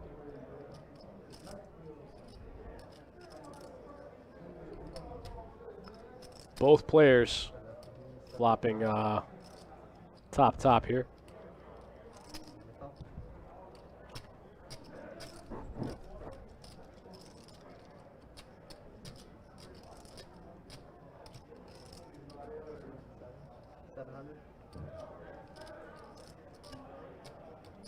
Now John with the lead, trying to get Ray off his ace-king.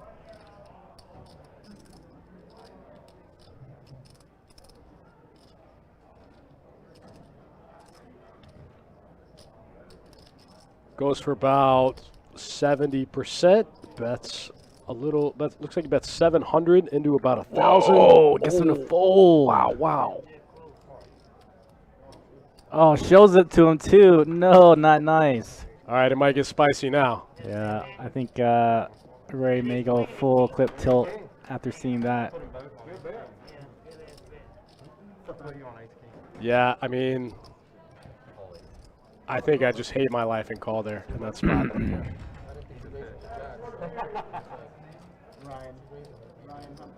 Close your eyes and pray. Is that what you wanted to too? Got him to fold. Got one through. Crazy people just going on and everything. I was literally, I bluffed the river on a hand, and he just loved me the first somehow. Is your girlfriend still playing? Yeah, she's playing. Did you bluff her? Matthew in the Facebook chat said everyone followed Brady closing all poker in Massachusetts. Babe, what'd you have back there? It's like, oh, yeah. Thomas, ace, queen, offsuit in the hijack here. Makes it 50 to go. Gets called by Raymond. Mooch with the double-handed fold.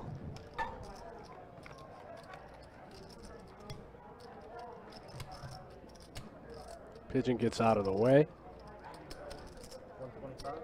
Pretty big flop here for both players. Top pair with an open-ender for John. I have a history of punting my stack to C7. Got a You have any pair you need? gut shot to the nuts with the ace of diamonds for Thomas. Wow, that's a spicy card. Open-ended straight flush draw now for John. They get the first half hour free. Thomas top with the nut redraw. He's gonna get blasted. I think the first round of drinks are on the house. Yeah, can you get this guy? Wow. What a run out. John now has jacks full of queens. Wow. Unfortunately, it's going to bring the one-liner to the king. It's going to be pretty hard for Thomas to call here. And Thomas gives it up. Makes the right fold. John M. on a little bit of a heater, going from worst to first. Hard that hand. What a crazy action turn card. What a board is right.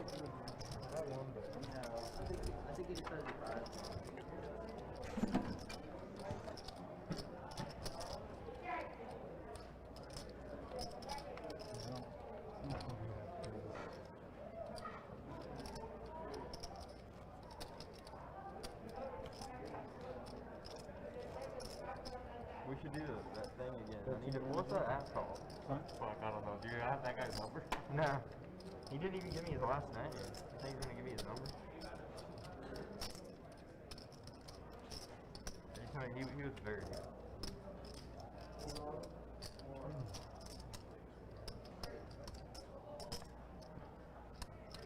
He was like easily the best player in that room. Zach Caleb says a king would have been a huge action turn card. A king of diamonds? Yeah, for sure.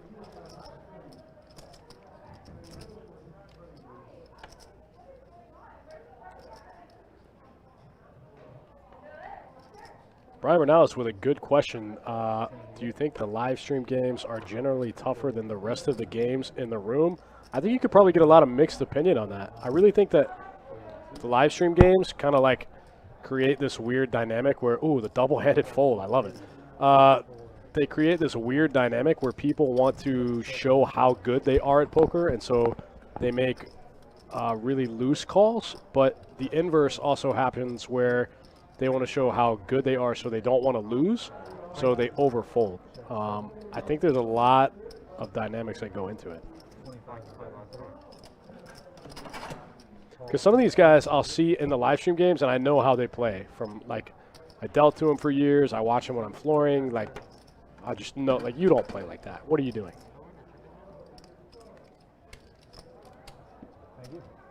And the opposite is true. Sometimes I'll see guys on here that I'm like, you know, you play tight. Like, what are you doing? Just blasting off. I think there's a bunch of weird dynamics that go into playing on live stream. Yeah, I think a lot of our players have gotten used to the live stream since we've been streaming for about 4 years now. It's been that long? I think 3.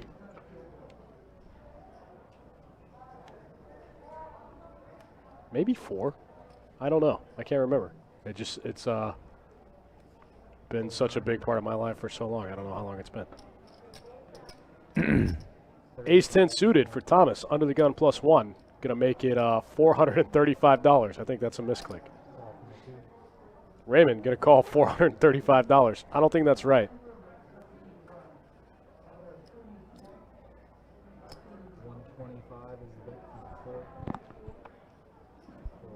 What is going on with the graphics?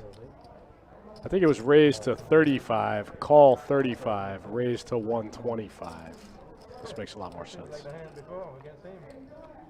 Oh, misclick from our action tracker. Pot is not 1,320.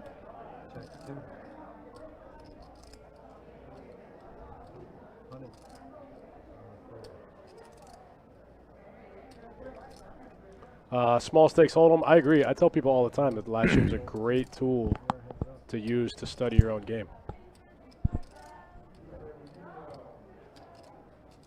Thomas trying to sting him one time, looking for a any queen at this point. One of them's in the muck. 3 of them are live. 175 is a bet.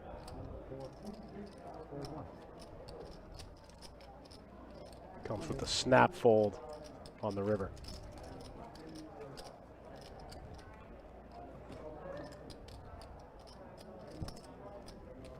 Justin said, I played differently on the stream. I had a 62% VPIP. Yeah, I think there's a few outside factors that contribute to that too. It generally takes like a really large sample size to get an actual feel for your VPIP, just because, you know, just because the way that you're going to get hit with the deck and the way that you're not. So on the live stream, we typically only see around 150 hands. I don't think that's enough to get like, you know, a good read on your sample, on your VPIP. So like you obviously don't play, if you played 100 hours of live stream poker, your VPIP wouldn't be 62%, you know? Check 8. Check 9. Check 1. Check 3. Oh, Jeremy, I was wondering why that looks so familiar. Yeah, all right, that makes sense. That checks out. Call from the 9. Cool, man. I like it. Call from the 1. Hold 3. 3 players up.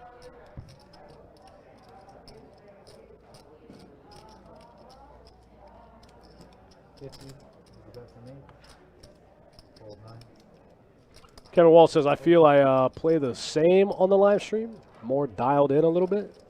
Sure, yeah, that's fair. I'm good.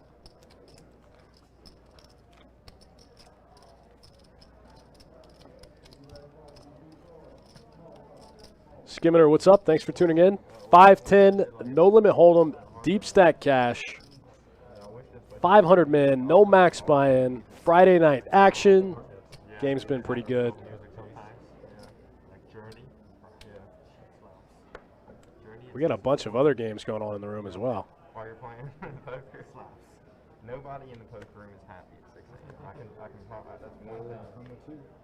Bruce Brown, 4 rooms in Nashua. That's cool, man. That's like I said, it's on my poker bucket list. Mooch picking up ace queen off, under the gun +2.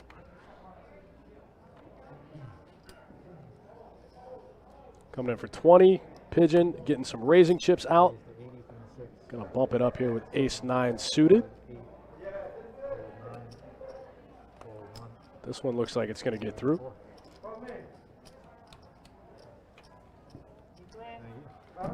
AJ, I'll tell him that you said so. I heard a little bit about it. I didn't hear all the details, but sure. Travis says George's VPIP actually would be 62%. You're probably not wrong. It's probably somewhere in that vicinity. But George is also a poker anomaly. 3. Hold 4. Hold 6. Hold 7. Hold 8.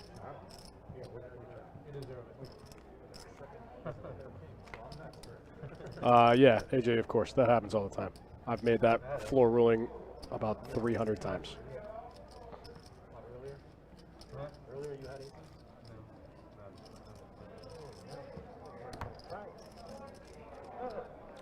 Yeah, that's never going to happen either for obvious reasons. I had a king earlier. 15,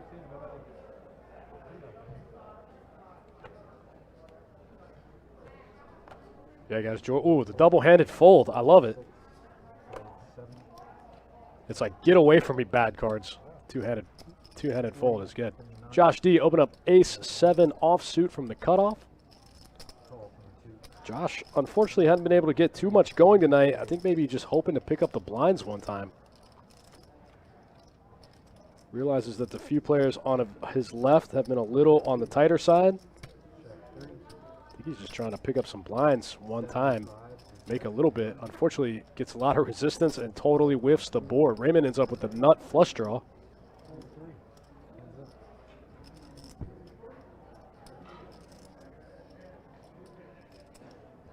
Check 2. Josh snap checking that turn. Wow, Raymond gets there right on the river. Immediately goes for green chips.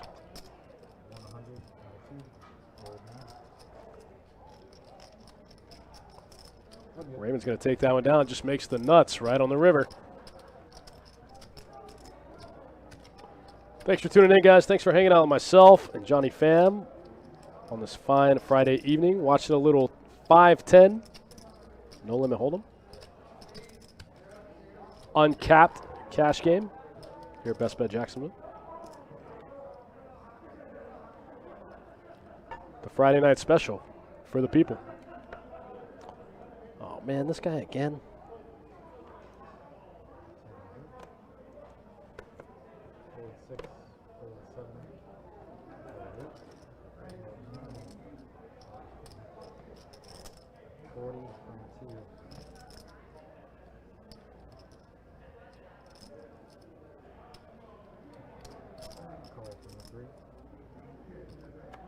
AJ Trigger, that sounds like something I would say. That sounds like something you hear come out of my mouth.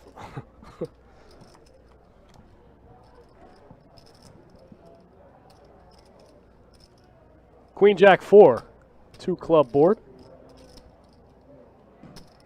75, Raymond gets the best of it, leads out from the button and takes it down. Button moves. Take a quick look at the stats so far. We are 67 hands into this 5-10 No Limit Hold'em deep stack cash game. Hunter racked up his profits, went to the big 10-25 Hold'em game. Pigeon plus 7-15. Thomas stuck 6-10. Bob, I'm not 100% positive, but I think your line of 3,800 or whatever it was might still be intact.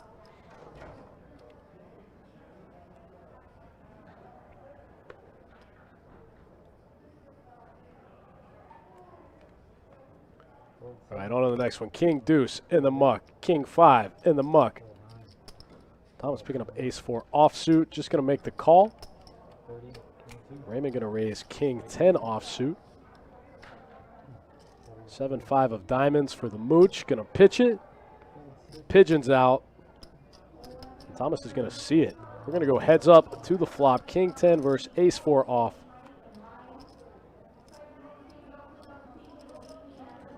Wow, Thomas flopping the nut flush draw here.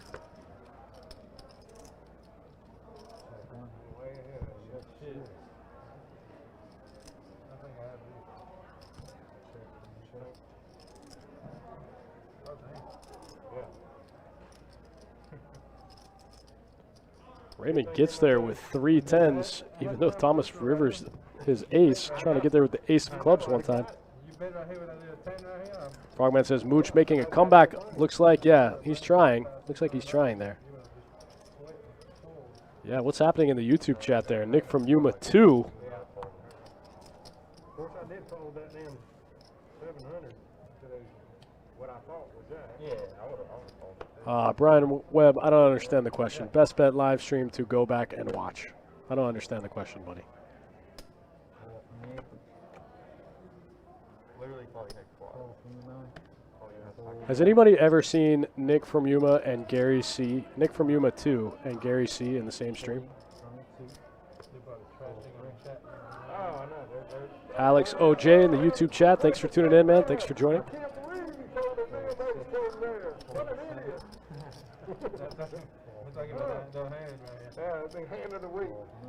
Josh D getting a good price to get in there with the 2 6s. We're going 3 ways to the flop. 135 in the middle.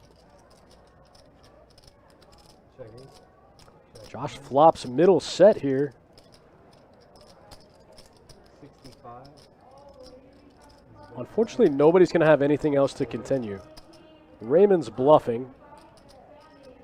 Josh going to raise, and I got a feeling that's going to be the end of that. Raymond snap folds. Josh takes down the pot. That hand played itself.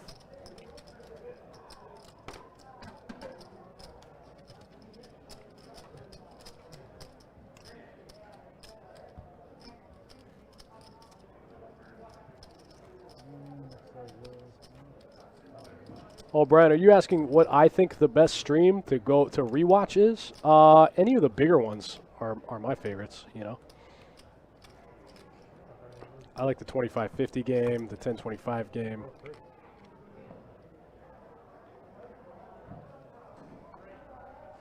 Yeah, Nick's right. You guys smash those likes. We got 32. Let's see if we can break 100. Pat says Mitch made a good comeback. Yeah, he's probably close to even. He was stuck 15 at one point.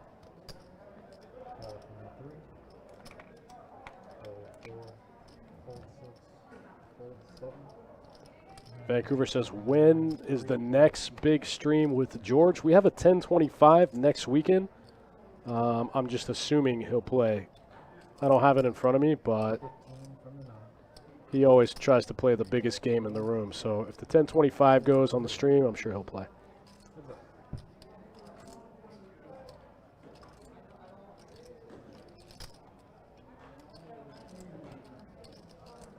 Josh D, 2 pair here. 5s and deuces with a 10. Frogman, I heard yesterday was a great game.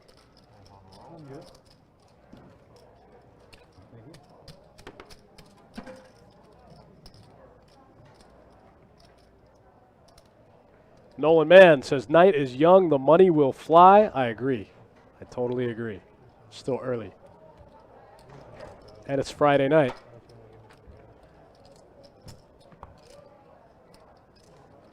Patek Miracle, if you're asking about PLO live streams, I'm not sure. The June schedule just got released. Let me see if I can pull it up for you. Let me see if I can figure this out. 40 from the 2. Raymond opening up the ace-queen offsuit under the gun. Fold 4, fold 6, fold 7, fold 9, fold 1. So it doesn't look like any PLO for the next month. We do have the 15-30 game, the Omaha 8 or better.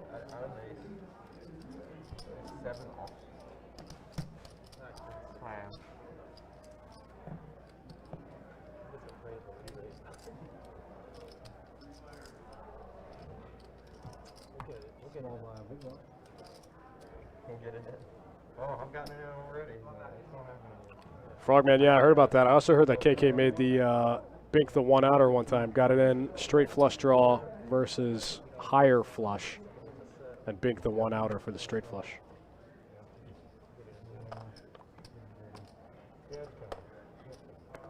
Zach Caleb, yeah, we were just talking about that. I heard he was crushing it. Raise to 60 on the 7. Fold 8. Overtone buy-in is 500 min, no max, uncapped, deep stacked cash game. Ryan opening up Jack to 60 here. First hand he's played might have gone slightly too big. Everyone snap folded. Yeah. Takes it down over a couple limps and the blinds. Frogman says when he got it in, he had more than one out. 2 outs, max?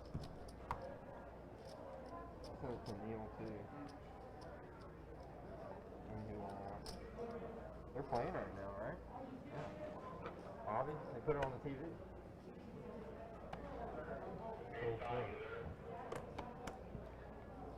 Pigeon lays down the 4 deuce suited. Will D picking up 9-10 suited. Going to make it 35 to go.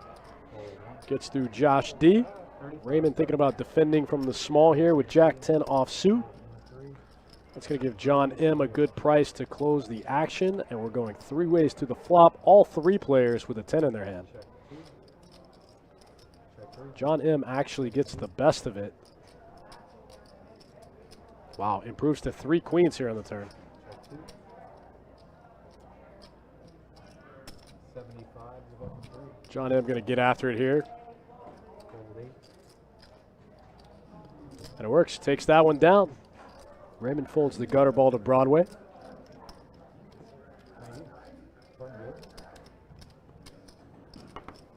Zach Caleb says he binked the straight flush on the turn.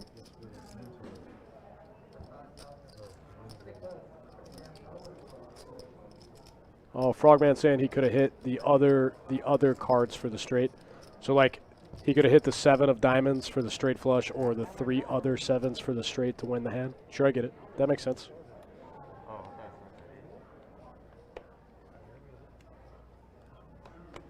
What is the game? Oh, it starts at 9. Oh, it starts at 9? Yeah. Oh, okay. I thought it started at 8. Oh, Frogman saying he could have just hit a pair and been good. That's pretty wild. Call number 2. It's way more fun if you tell the story like he only had 1 out or 2 outs and got there. 4 balls. The cool guys.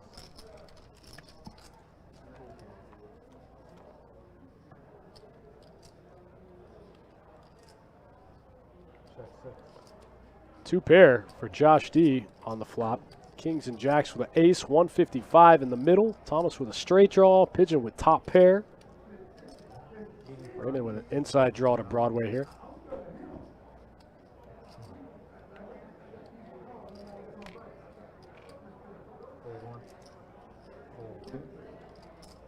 Josh D leads right out into the field. Pigeon's going to make the call here. Look him up with top pair one time.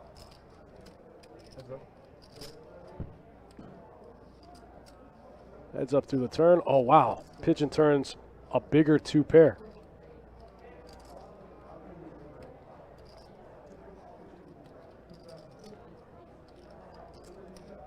Pigeon turns up higher 2 pair, and Josh picks up the nut flush draw as well. We might see some chips get pushed around this hand.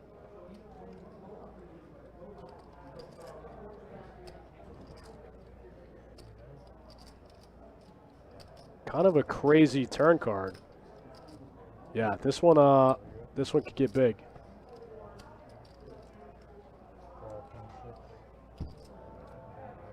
$600 in the middle here.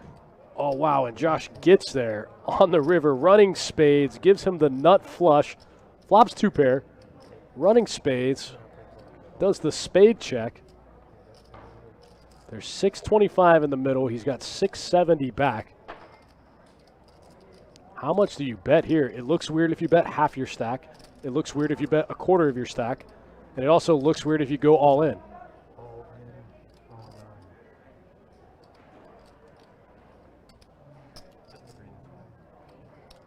Oh, man. What a strange spot for Pigeon. Ian Boyle's back just in time for a cooler. I think Pigeon's going to have to fold, honestly. I don't think he can look him up. He's grabbing the black chips, though. Maybe I'm wrong. I might be wrong. Last chance to get money from me, bud. You want to give me any help? Oh, man. Just one of them up. Giving him the speech.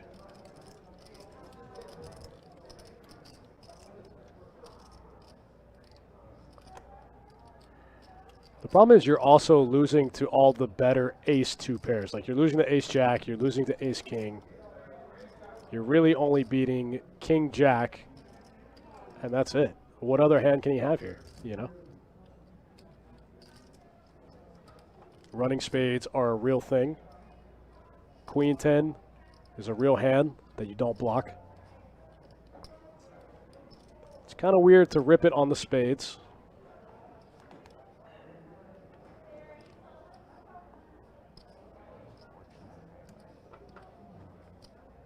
Man, tough spot for Pigeon.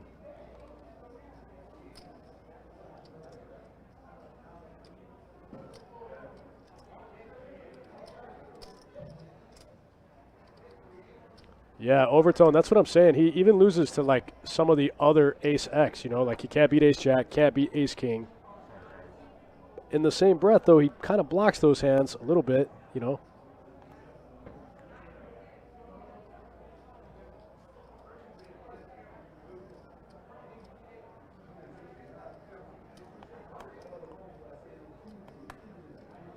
It's kind of hard to put him on exactly king-jack of spades, runner.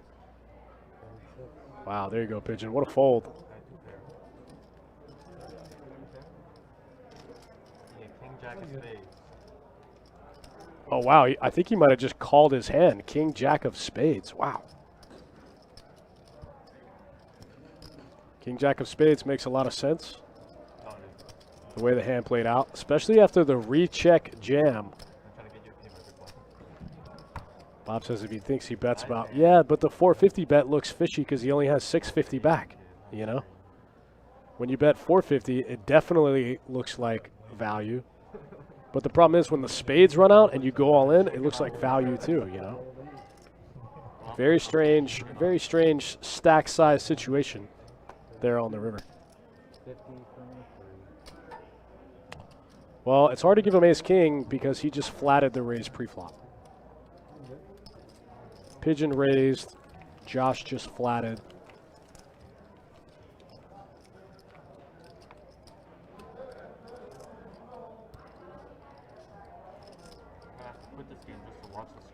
Just the Wick said, yeah, he stepped away. Pigeon did fold.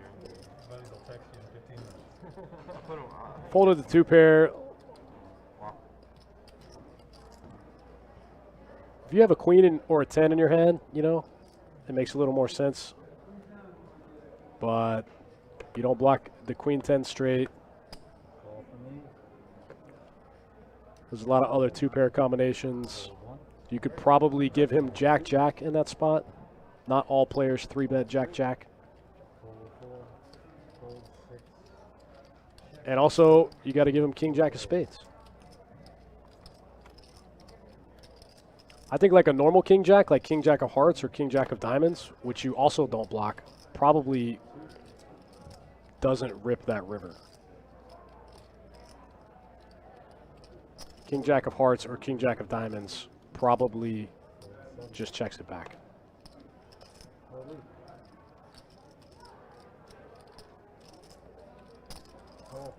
Kevin says 150 and hope he raises.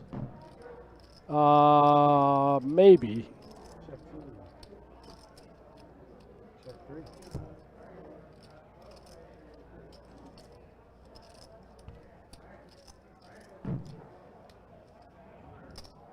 Bob says 450 in relation to the pot. Sure, that's a fair point.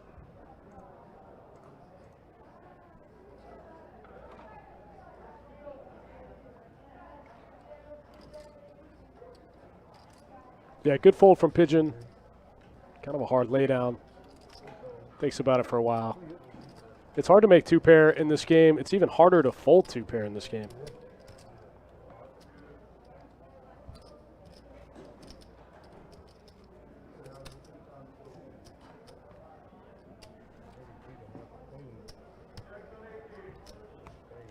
Eric says, I usually have better cards if I'm making this call. Yeah, same. I think I probably fold Pigeon's hand. It just looks too weird. He doesn't even have to have exactly like King Jack of spades. He can have like Jack 9 of spades or something that you're still losing to, you know? Call 3. Fold 4. Fold 6. Call 7. Or like King 10, like a pair and a gut shot, picks up spades on the turn. 5. Fold 2. Fold 3.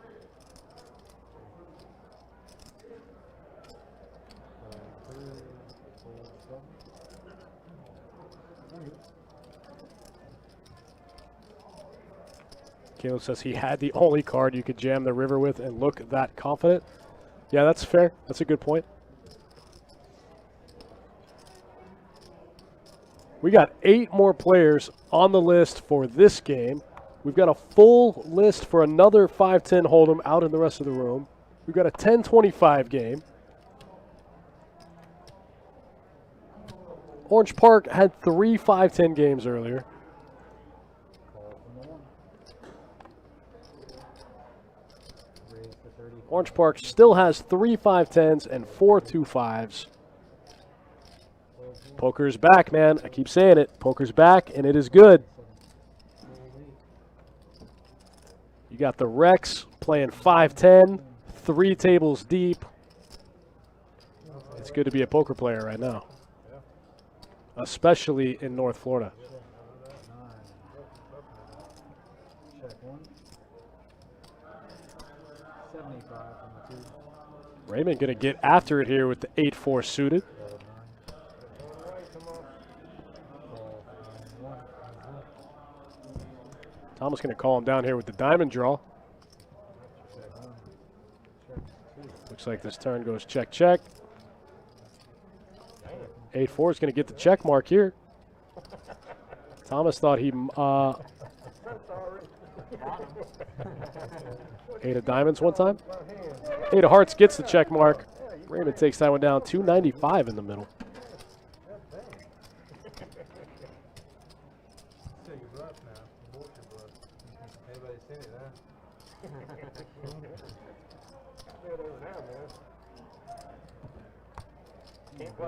True Canes 99 says value bet nets you a couple hundred more. Sure, but again, it was just kind of weird with the stack sizes. You know, even the small side value bets, they look like exactly what they are. You know, when your stack's that short, it's just almost never a bluff.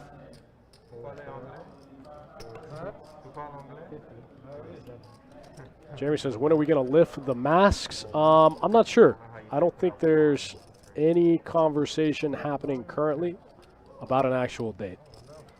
I think it just is what it is for now, you know?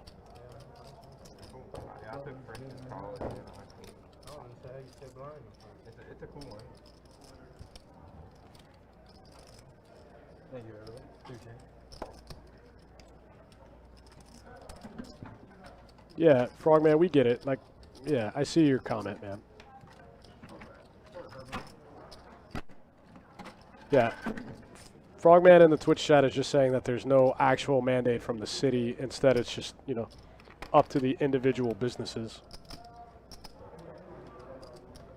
But even so, Best Bet as a business has chosen to keep the masks in effect.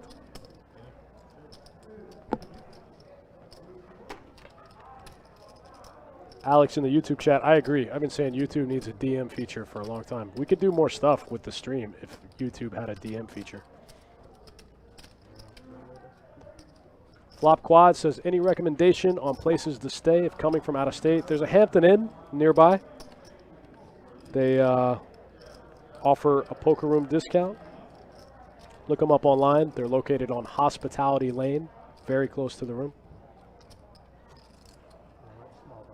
Good luck, everybody.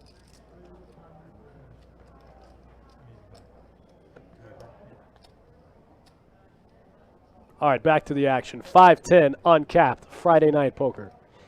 John M picking up pocket fives under the gun. Raises to 50. Mooch gets out of the way. Single hand fold this time. Pigeon looking to find the 3-bet here with the king, queen off. I like this move with king, queen off sometimes. I think it's kind of underutilized, but it double blocks a lot of the big hands. 160. Will D with pocket jacks. Got a cold call the 3-bet. Trying to see what John M is going to do here with these pocket fives. Now he kind of has to set mine. SPR somewhere in the neighborhood of 6.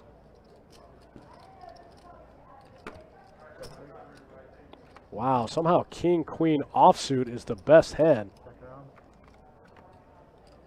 Will D correctly checks the jacks. I thought he would bet here.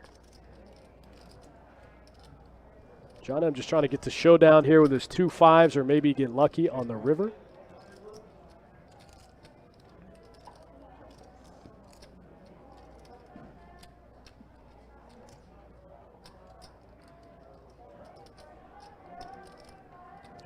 Pigeon, I imagine, is in check call mode as well. Wow, king, queen offsuit in the 3-bet pot. Going to get the check mark. 50 big blinds in the middle. Robot says easy call for John with a flat caller. I agree, and he also gets to close the action, which is huge in no limit. 6, check around. Tell me what we got. Got 5s. Nick from Yuma, you're not kidding.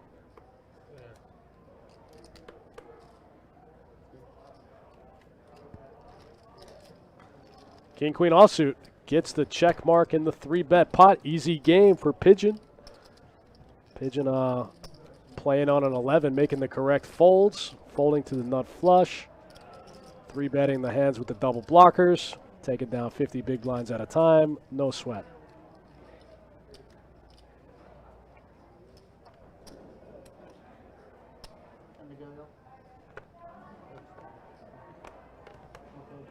Jason DeLay, yeah, I don't think he was ever going to fold, honestly.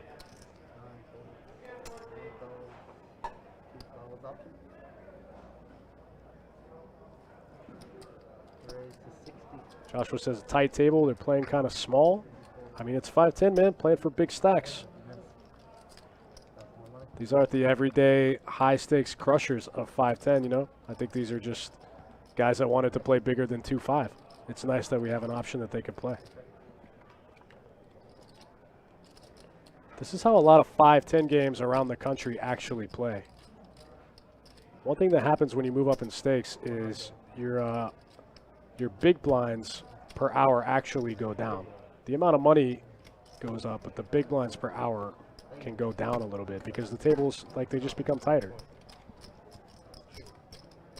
In just about everywhere except Florida.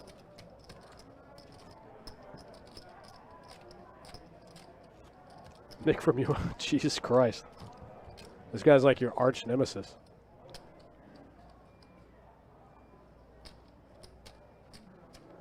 AJ, yeah, that's when I was a dealer. I dealt the WPT final table a couple years in a row, I think. Me and Elise dealt that one.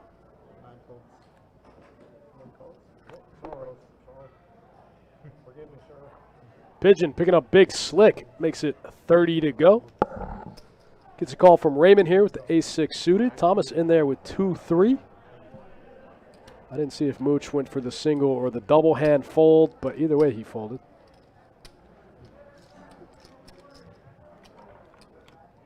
Overtone, this game's actually a time rake, so they pay rake every dealer. They don't pay like the rest of the room. They pay every 30 minutes. They pay $8 a person, plus gratuity for the staff.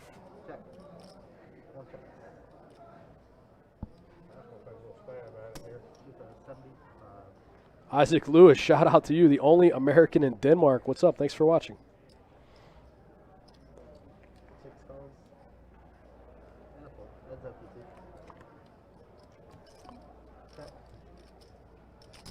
Wow, the deuce tray of hearts is in the muck. Would have got there, would have been good. Instead, Pigeon's going to get the check mark here. Kings and tens with an ace.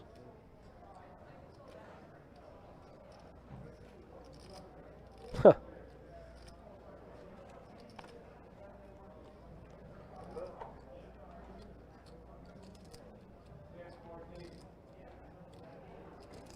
Raymond's going to try to turn his hand into a bluff here.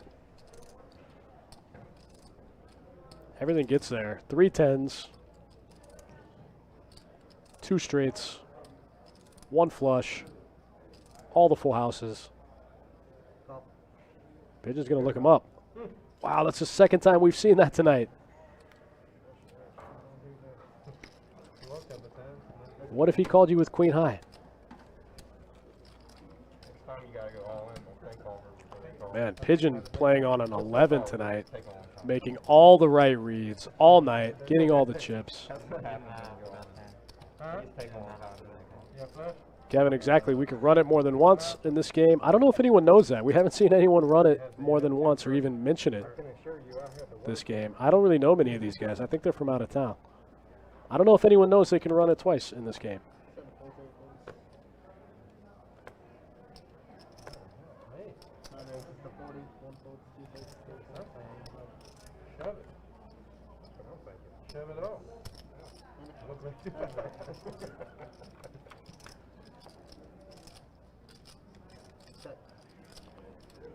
Looks like we're heads up in this one. Pocket sevens versus 8-6 suited. Josh D going to bet the pocket sevens and take it down. Easy game. Frogman says, I haven't seen an all-in before the river. I can't remember one immediately either.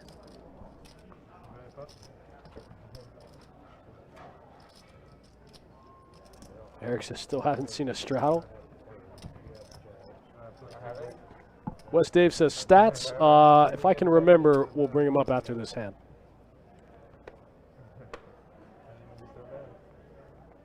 This table isn't Yeah, eligible the for qualify for it, unfortunately. Raise to 50, C1, T-plus. Jason DeLang says running it twice reduces variance. There's no downside. I mean, it doesn't reduce variance. Variance is always going to be there. It just makes it feel like it in the short term. It doesn't matter if you run it twice or you run it 10 million times. You're still going to win the same amount of times as you're going to lose. It doesn't reduce the variance. You can't make variance go away in a game that has finite solutions. But in the short term, it helps mitigate it a little bit, for sure. It's a little more advantageous to the guy on the short roll, the guy on the short end of the stick.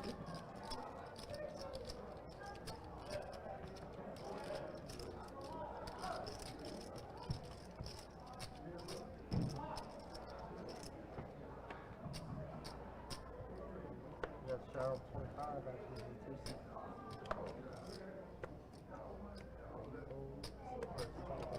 25. Oh, Camden. Yeah. Flying today or last night? AJ, that's pretty interesting. You drove today? Yesterday. About 4 hours.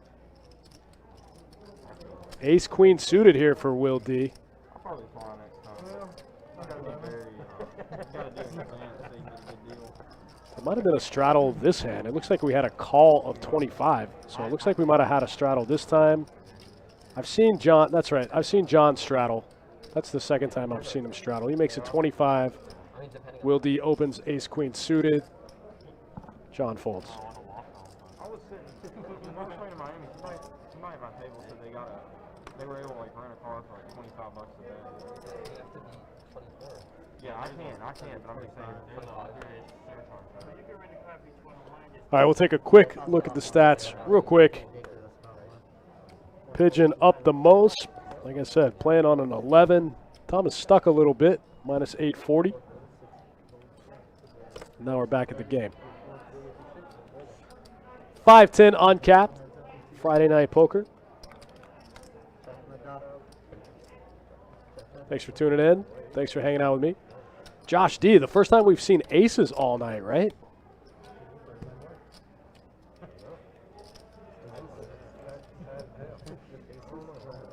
And they hold up. That feels like it never happens.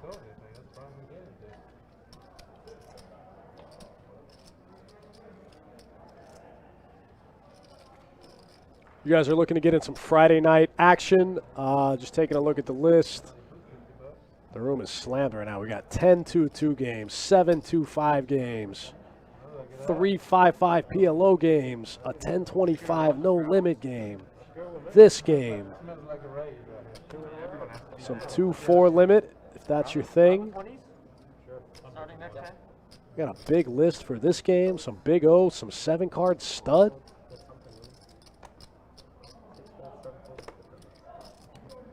This looks like it might have been a straddle pot also.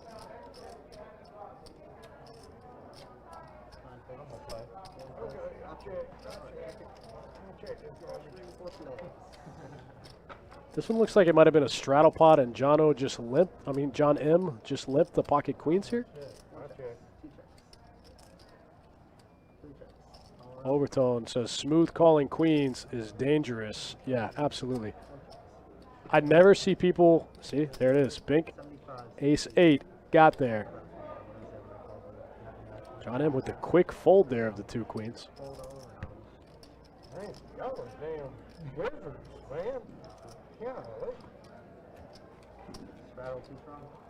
Wow, Shane, that's crazy.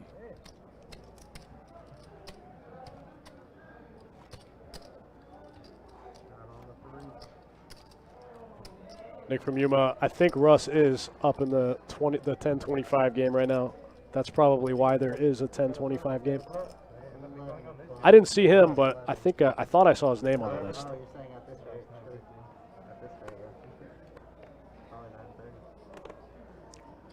Josh Humard in the Facebook chat. What's up, man? Alright. Or raise to 50. Mooch, about time you played a hand. Gonna open it up. Jack 9 suited makes it 50 to go.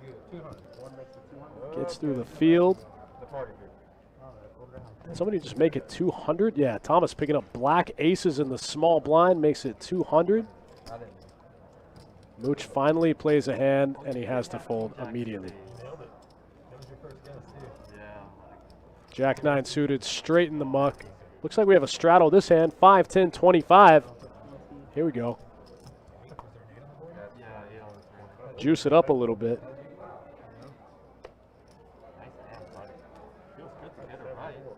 I usually say it right the first time, but still end up making the wrong decision. I go like, I think yeah, king jack of spades, so I call with worse.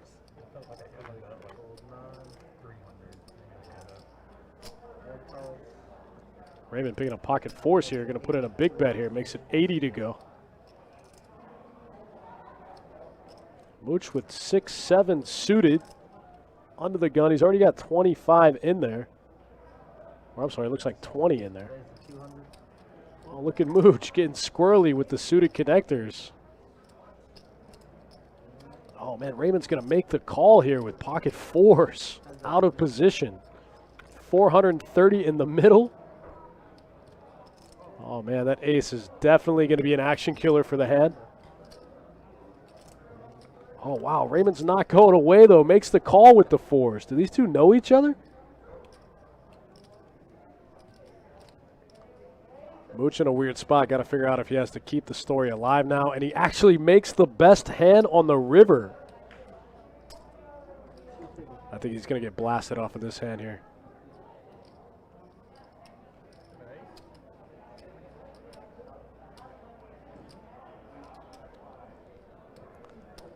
Oh, Mooch thinking about calling him. He's got the best hand. It's just such a weird run out and a weird line. Oh, the two-handed fold. All right, I see. Raymond's going to take down a big one there with pocket fours. Gets Mooch to fold what ends up being the best hand on the river. Tricky, tricky. Raymond gets out of line with 2 fours.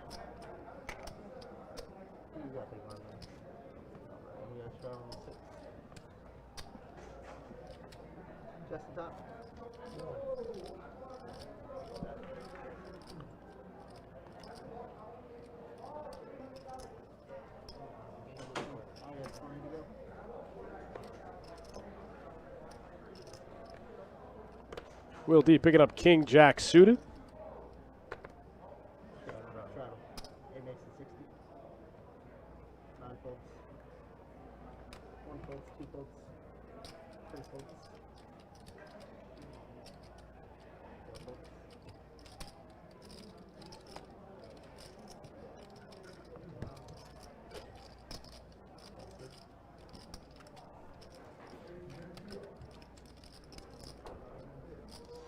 All right, guys, thanks for tuning in. 5-10, no limit hold'em. Next week, 10-25, no limit hold'em. Also uncapped. That game will probably get a little out of control. And then the June schedule for the Best Bet live stream games is posted on the website. We're going to have a lot of tournament action, final tables coming your way.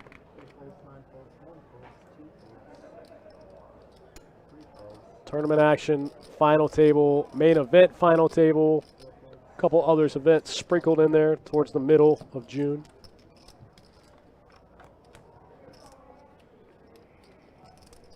We don't get to run the tournament final tables as often as we used to, so when we do, it's pretty fun. King 7 suited, picking up a flush draw here.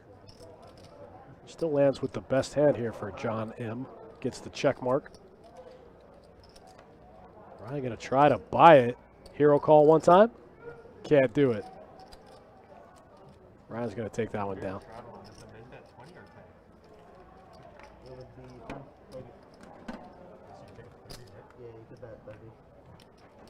The minimum is 30? Oh, no, like... You can straddle there. Yeah, but like when you bet post flop, is the min bet 20 or 10? 20. It's still 10. Still Oh, 10 really? bucks. It's Yeah, still because black, it's, yeah, it's 10, $10 difference. Yeah. So we're playing 5, 10, 20, I think is what's happening now. The $20 straddle is on from Will D. I think these guys in the table all said, yo, let's juice this game up a little bit. One fold, two folds. Call on 3. Fold, fold. Raise to 100. That's good, man. Fold 7, fold Pigeon opening up the pocket nines here, makes it 100 to go. That's not a min bet. Gets this one through. Easy game. No sweat. No resistance. Sometimes those are the best games. It doesn't have to be like all super flashy, you know, just raise and take it. Robot said, how much is Pigeon up? He was up like 1,000, like 100 bigs. Yeah, a little over 1K.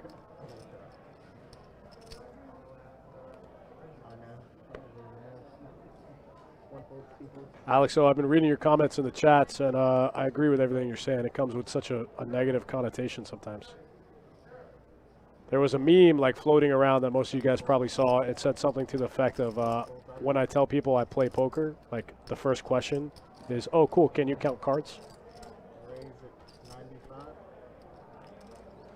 Josh D opening up pocket eights, making it 95 to go. John M. Realizing that the table has become rather passive, seems like he's trying to play a lot of hands in position. 150. Josh with the over pair goes for 75%, takes it down, doesn't want to see any cards, wants to deny all the equity. Strawman says, if there is a straddle and I'm first to act, can I re-straddle before the cards are dealt? It depends on the game and the rake structure. So, like, in a time raked game like this, sure, you can re-straddle. It doesn't matter. But in a normal raked game, like out in the rest of the room, we only allow one straddle. Just like in a time rake game, you can straddle from any position. Same thing applies if you wanted to re-straddle. We would allow it. 9 12 up. Make it 120. 120. Raise. Thomas picking up big slick. Blasts it. Makes it 120 to go.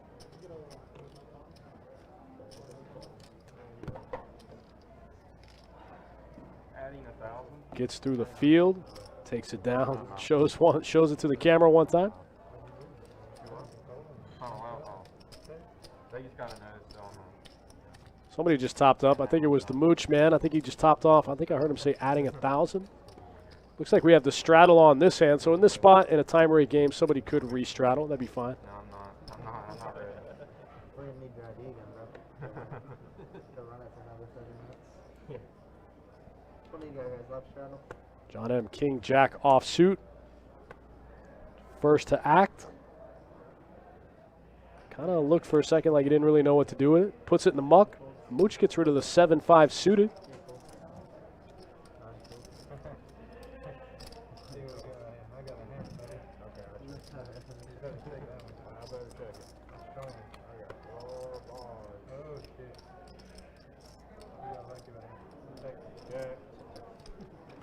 Oh, that's me. Check. That's me. I know. I got one. That's me.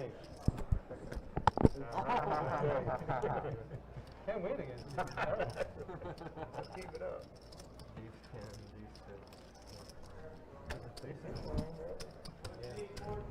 Y'all both were like, oh, that's fucking me. That ain't you, that's me. It really was. Other family shit was nice. They had to make you grand shit.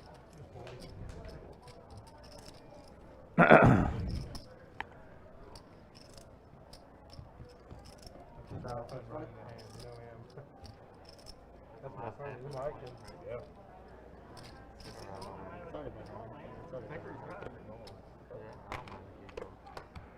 All right, it's back in action here. We got a live straddle for 20. To 40. Mooch is gonna raise it to 40 with ace 4 off. 40 bucks. 8 folds. 9 calls. Josh on the button with ace 10 is going to make the call. 40 bucks. And John finds Jack 10 off. Three-way action to this flop. Flop Queen Deuce Deuce. Check around. Checks around, brings the Queen of Spades. 4 times. 50. 50 bucks. That's like Josh. I'm going to take a stab at it with 50 with ace high. He's going to take down this pot. 10 spades. 50 bucks. Oh, I'm sorry. Mooch still in there with the ace high as well. 8 of diamonds on the river. Ace high?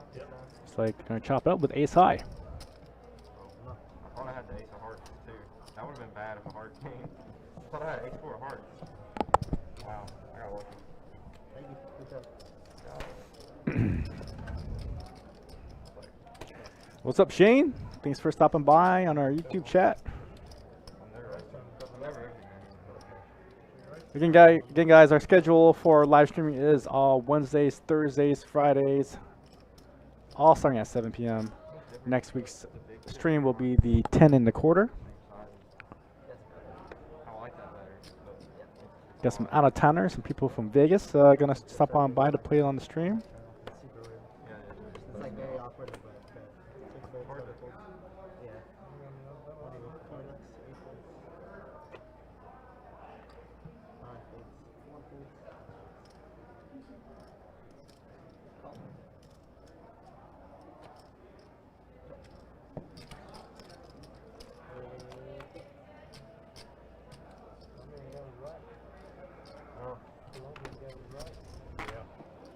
John is gonna flop the nut flush draw. Gonna take a small one down for $25.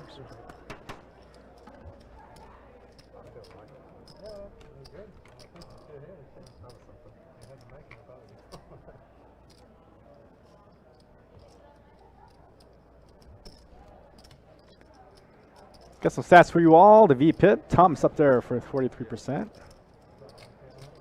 Mooch and Pigeon at the bottom with 18 and 15% VPIP. Somehow Pigeon got the lowest VPIP and up the most in the game, plus a little over 1,000, plus like 1K. This 1-2 showdown must be at like what, 90%? I don't know. Play tight, play right. You know. Not really. Don't play tight. Tight is not right. Tight might have been right 10 years ago in poker. Probably like 15. You could just print money playing tight, but now I think you just cost yourself money. It's weird. It's kind of a strange dynamic. Like the nits will always get the money in the end, but they're going to leave so much money on the table in the meantime. But when you talk about longevity in the game, definitely the nits last a little bit longer than the hyper aggros. I mean, sure. But the hyper aggros have more fun in the meantime.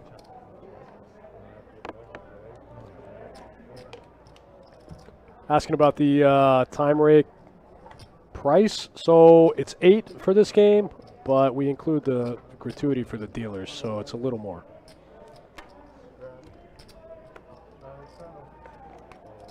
Normally in these games, the players gamble for it, but it doesn't look like these guys are gambling for it today.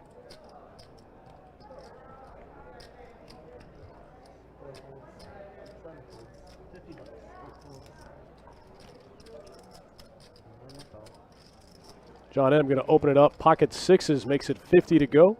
Gets a call out of Raymond here in the cutoff. Wow, Raymond flopping an open-ended straight flush draw. Jack 9 of diamonds. Binks the diamonds right on the turn. John M. drawing dead. Oh, man. Check it one time. Try to peel that straight flush.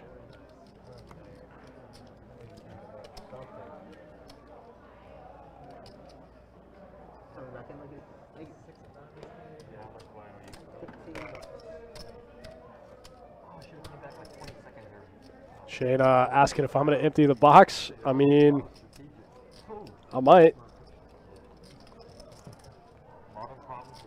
It'd be hard. It'd be hard to empty the box in a 500 max game.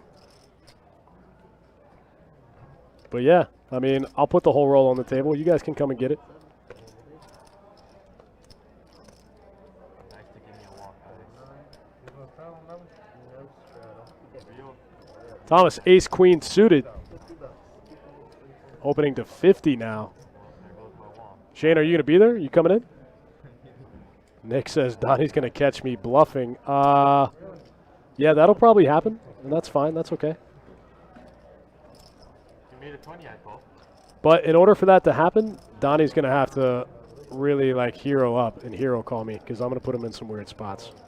So for him, in order for him to catch me bluffing, he's going to have to make some hero calls.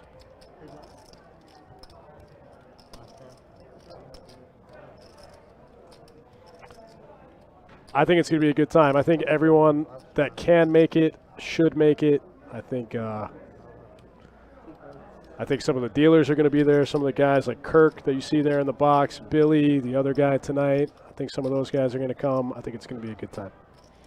We'll have myself, Johnny Pham, Allie McDeal from the radio show. You know, she'll be there. Jesse, the boss, will be there.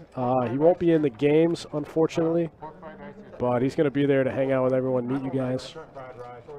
Again, we're going to be playing 3-5 with 100 max buy-in. I'm sorry, 500 max buy-in, not 100. 500 max buy-in. I think the thing we had earlier was really good. 3 ball, corner pocket. Should've bought that. Sunday the 30th. The time will be announced sometime this week. Like I said, aim for early to mid-afternoon. Play for 4 or 5 hours. The idea is to have all of us rotate tables so we can play and meet with everyone. I can give you 5. Shane, gonna stack Adonis with Jack 9? I'm gonna try. I'm gonna try my best.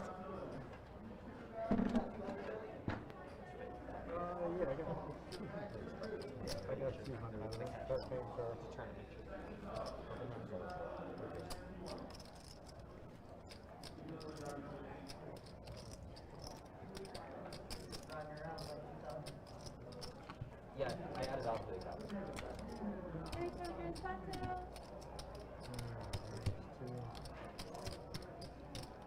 Phillips is waiting on these guys to play a hand. Yeah, they've been a little on the snug side so far tonight. But now we're straddling every hand, opening it up. Some of the guys starting to get a little stuck just through the pure nature of the game. So hopefully we can open it up a little bit. See some action. We got some hands left. We got some time left in this 5-10 no limit hold'em stream for you guys.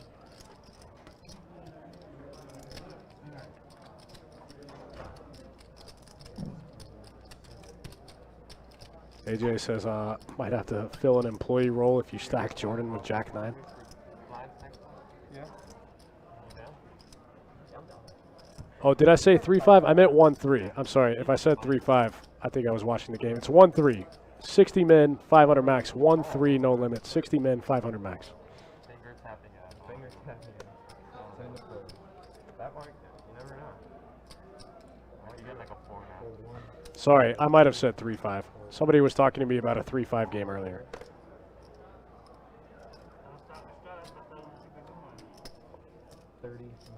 It'll be 1-3. I'm sorry, 1-3, 60 men, 500 max. Yeah, let's keep the Jordan and Adonis are going to be the ones with case money in the game. They don't have a box. They don't have the bottomless box.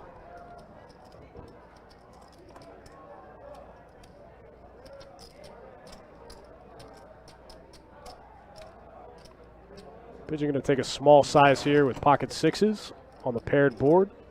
And Ryan not falling for it. Ryan's going to look him up here with, he's going to stay in. Picks up a gutter now. That's an interesting turn card. Got shot to Broadway. I think Ryan probably could have found a bet in that spot. Instead, he winds up with the best hand. Yeah, I got it. I think Ryan can still win. Randomize your finger. This isn't the, might not be the exact same one, but It's a weird spot for him to bet in here because it's like what are we betting for? Like, are we betting as a bluff or are we betting for value? Like, oh, this is it. This is it. Try to get called from worse jacks or hands like pocket tens, maybe. Jack 9.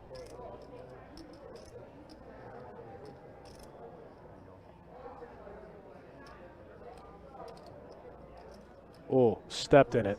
Should have taken the free check back. Oops. Fold 7. Can you download it on your phone? Yeah, what's it called? Here it is. My phone's not downloaded. Tough spot. Ryan put himself in a tough one there. Bet the river, kind of a weird spot, and set himself up for the check raise. Pigeon knew that was the only way he could win the board, win the hand, and it worked. It worked. That's one of those questions when you want to ask yourself when you wind up in those river spots, you know, and you arbitrarily feel like betting, but you have showdown value, you know. What am I doing here? Why am I betting? Especially in a spot like that where you land with some showdown value. You could easily beat a lot of the hands that he could, you know, do exactly what he just did with. He could do that with 9s, 10s, you know, maybe 8s sometimes. All those hands you beat. Not to mention pocket 6s.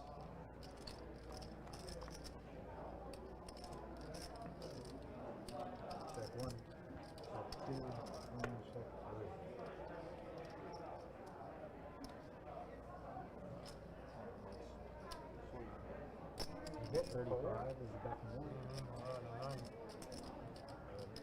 You would already bet. Call on the 2. I bet it's a fold. Call on the 3. 35. What did I do here? What did I just do? Somebody's working his chips. Oh! Looks like Raymond's going to win this hand here with a pair of 4s. Everything gets there, including the straight flush. There's multiple straights, a flush, and 4 overcards, and Raymond's going to win the hand. Check 3.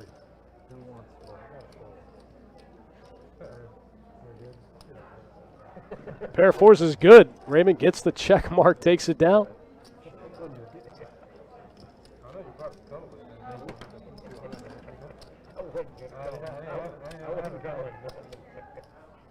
But I knew you didn't have anything.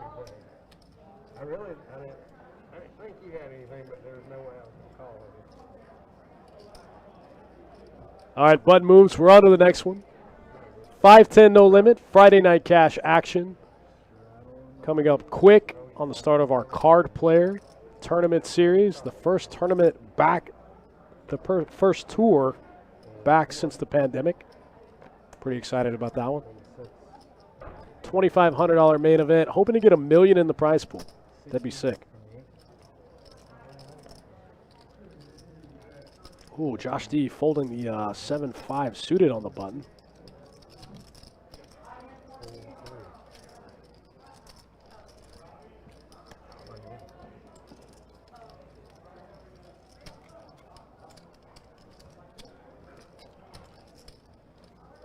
Will D takes that one down, raising the ace deuce in late position. Suited wheel cards. Nice to mix into your opening range there.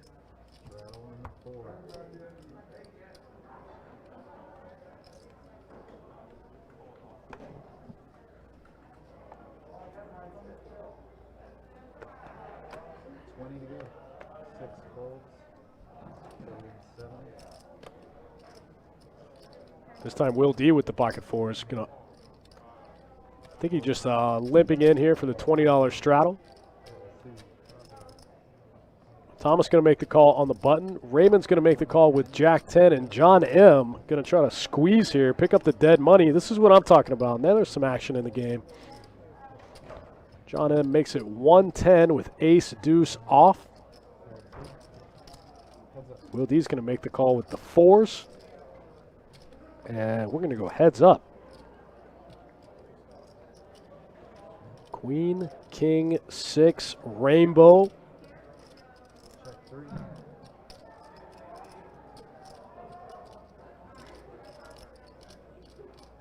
Check 8. This one goes check, check. Will D going to try to pick up a 4 on the river. John M. could have bet that flop. Looks like he's going to get after it now, 125. which might look a little weird. Will D can be sticky. He might look him up here with pocket fours. The fact that he didn't bet the flop is very strange. That's a great flop for a down bet. Will D's going to raise him with the pocket fours. It's almost like he knows he's good. Makes it 265. Almost like a min click. John M is going to call. What is happening here?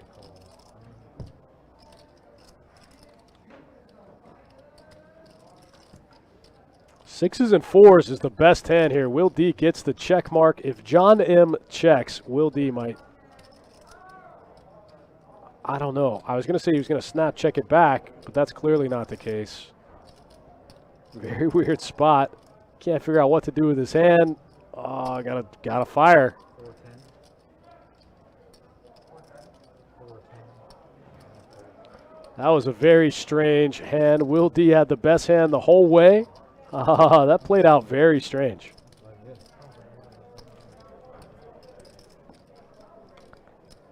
I thought Will D was just going to check it back and try to get the showdown. But I don't think he thought he had any showdown value with 2 4s in that spot. I think he thought he was betting into some kind of hand like pocket 10s maybe.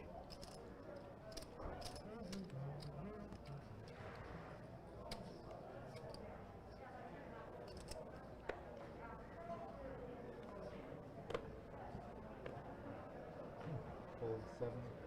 Fold 8. Fold 9. Couple of quick folds. Call 2.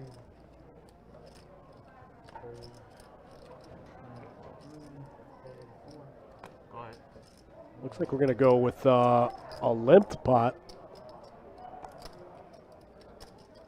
Got 90 in the middle, going 4 ways to the flop. Ace 4 slightly in the lead.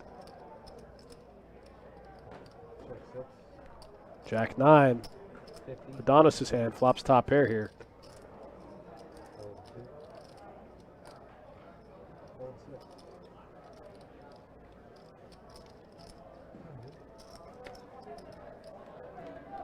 Thank you.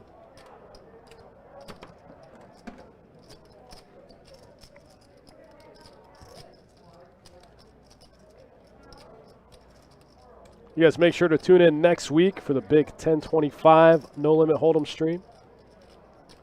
You'll see some of the big hitters in that game, I'm sure. John O, George W. 7. You know, they might be able to convince Russ to come get in the game. That's always good for the action. Right? 20 to play. Yeah. Got a couple big hand of the weeks coming your way featuring Russ and George Fold 1. and John O. Fold 3. Fold 4. Fold 6. Groovy Alchemist, I'll drop that down for you here after this hand. Check 7. Check 1. Check 7. Check 1. Check 7. Ace deuce offsuit gets the check mark here. Ryan's going to show down the winner. All right, VPIP so far 108 hands in. Thomas in the lead. Pigeon bringing up the rear. That's about standard. That's about how it's been for most of the night.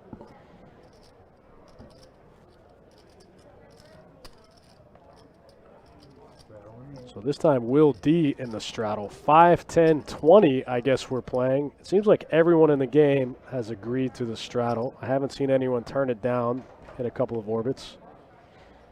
So that's good news. But it also seems like everyone in the game is reasonably card dead. Even when somebody gets a big hand, 60.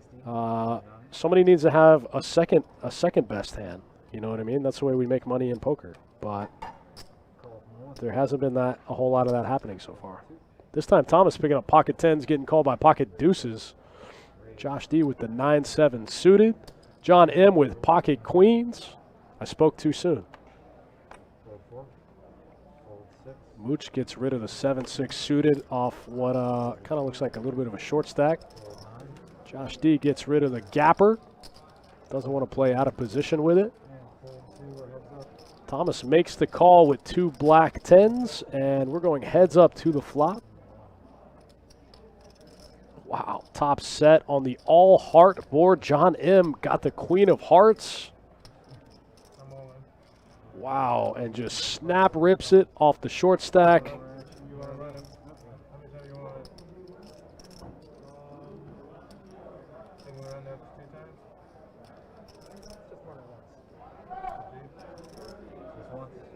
John M. says run it once. He's currently behind, but he still has almost 40% equity.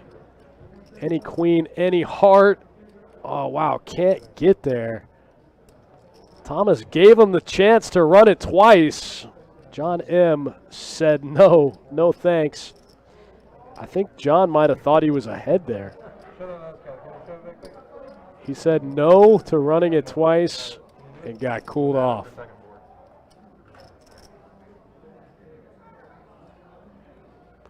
Looks like they're going to take a peek at the second board. I think we might see a face card in there. I don't know if it was a queen. Looks like some sort of red face card. I don't know if it was a queen or a heart. It looks like a red face card. That might have been the card John needed to bail him out. Wow, tough spot.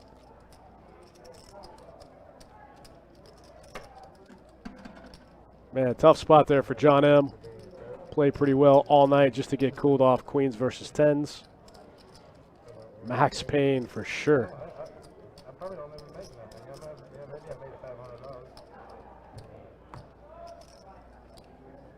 Ouch, tough break there for John M. Getting in with the overpair. Spikes the set. Still live to the hearts and the queens. Can't get there.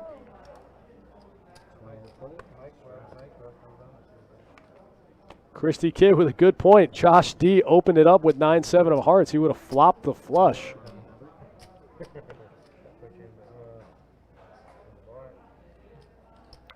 I don't know. I don't think he felt like he was deep enough to play that one out of position.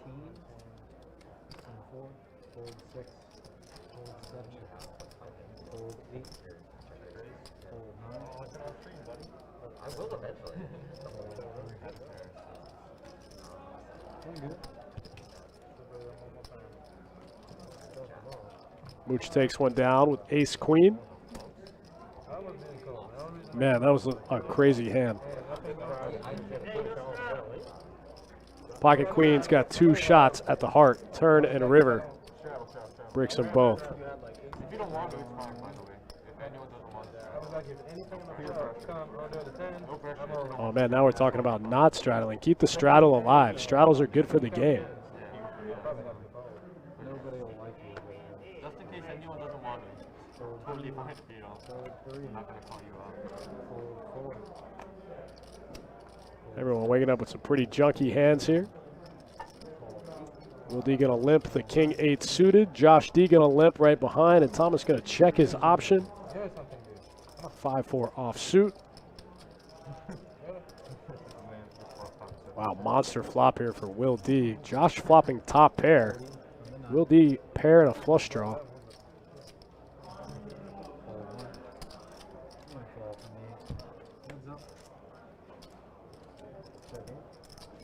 Josh still in the lead, manages to fade the club or the king or the 8 on the turn. They get after it here. Will D not going anywhere.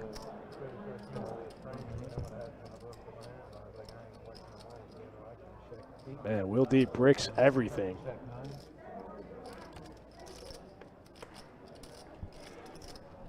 Will D can't get there. Pair and a flush draw. 2 shots at it. Josh D hands hold up. Johnny Pham rejoining us in the booth. Yeah, to step away for a little bit, but getting back into action tonight. Back in the game. I was looking up upstairs on a 10 1/4 game. There is a lot of money on that table. The question in the chat is Russ in the game? Russ is definitely in the game. Is Russ buried in the game? From the looks of it, I can't really tell. He's always topping off, so. You can never tell with Russ. He's always got chips, whether he's stuck or not. You can't tell. Nick from you in another live stream with 3 viewers. Sounds awesome.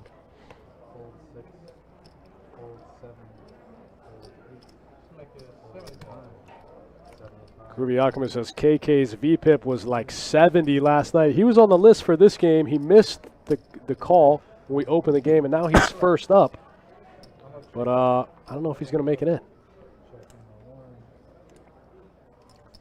This time, pocket queens for Thomas in the lead against the 5 deuce.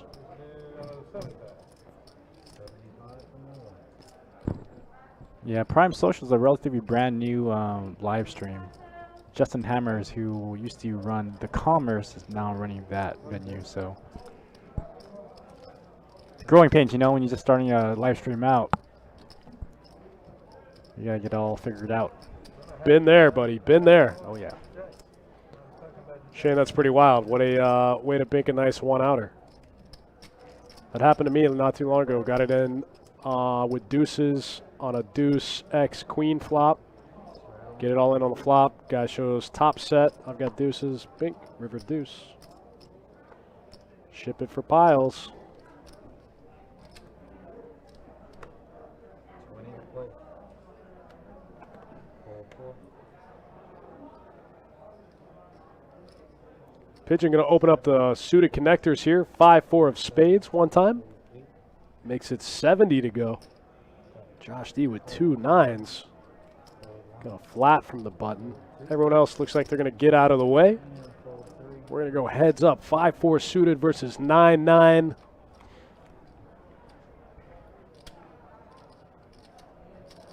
Pigeon gets a piece of it.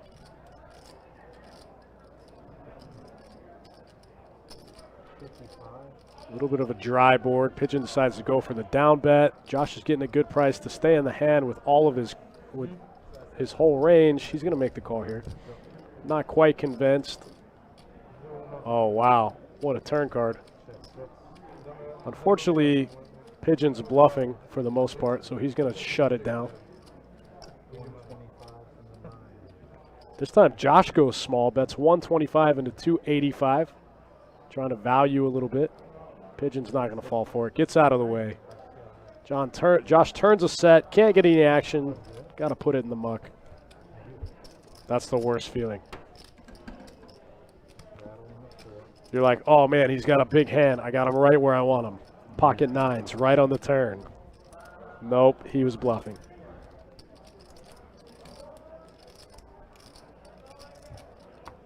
Thanks for tuning in, guys. Thanks for hanging out with myself and Johnny Pham. I tell people all the time I think we have the best chat on the planet out of all the live streams. Definitely much love to our chat regs out there. 70. Fold 7. You know, I think a big part of it is because we stream the people's game, you know? We stream the games that play in your local card room. Some of these other streams, and I watch them too, but like they just play these massive games that, like, you know, 99% of poker players can't play. They're fun to watch. But we have the people stream, you know?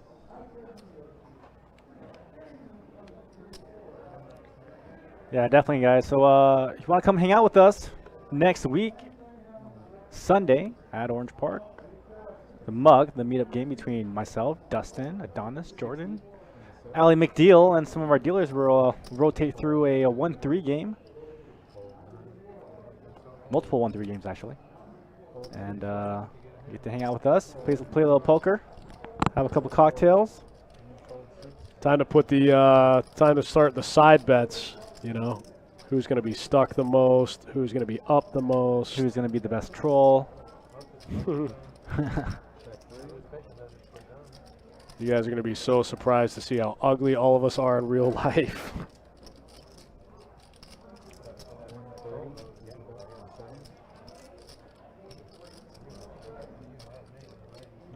Yeah, I'm looking forward to it. The only part that's kind of a bummer is that Jesse the Boss can't play. Yeah, you would love to mix it in with the boys. That's the only bummer.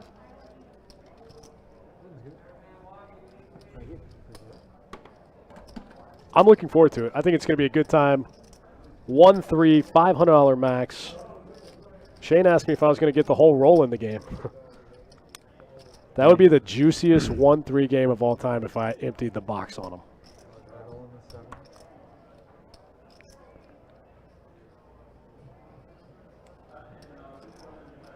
the 7. Anything's possible, right? I'm going to play the whole game. You guys can get to the bottom of the box in 5 hours, 6 hours. You deserve it.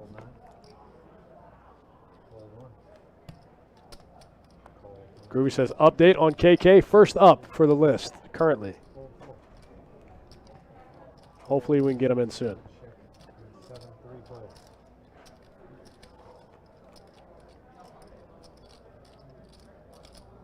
Check 6.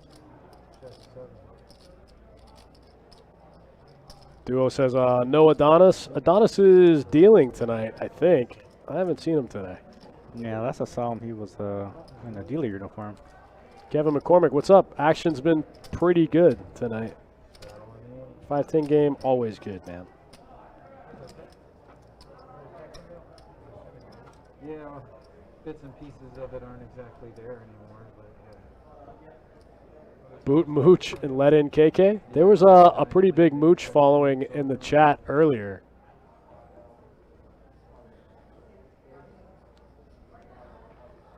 He hasn't really played that many hands. They might have left. Straddle 20. Right. Gold 9. Call 1. Strawman, how do they screen you? What do they do? They make you play a test game? Oh, uncapped 1-3, Shane. We can't do it. We're not trying to take the case money from the chat rags, man. I'm not trying to lose my case money. Listen, I'm sure if we go through the whole night, some of these games might go ahead and upgrade to a 2-5, maybe a 5-10. We'll see what happens.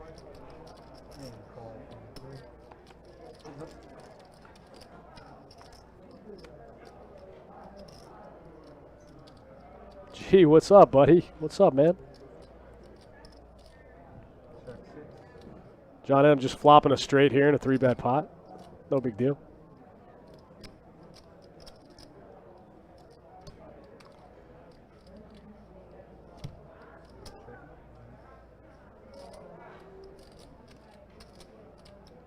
John M. almost looks like he doesn't know what to do.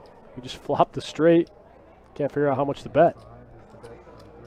325 into 470. That's what he lands on.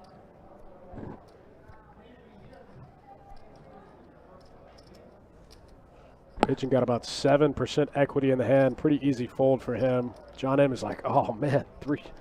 I thought I had him.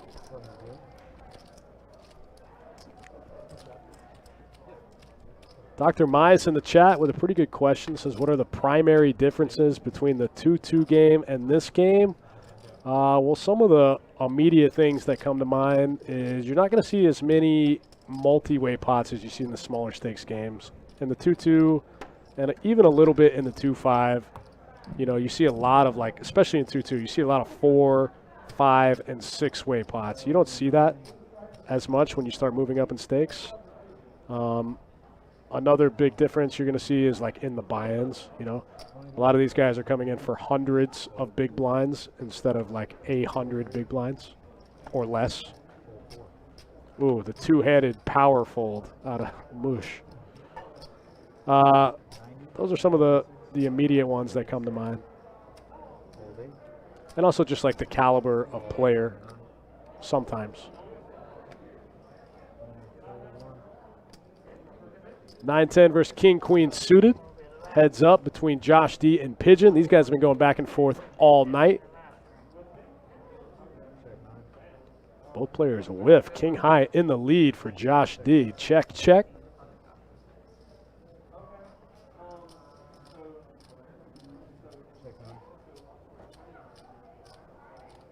Frogman says, do we have a link for our shirts and hats? We don't, but the plan is to have some swag at the meetup game, so you got to come get it. Yeah, we'll definitely have some hats and shirts, some sweaters to give out. I think we have a whole thing of spinners, best bet spinners. Johnny will sign every red chip that you win off of him also. There you go.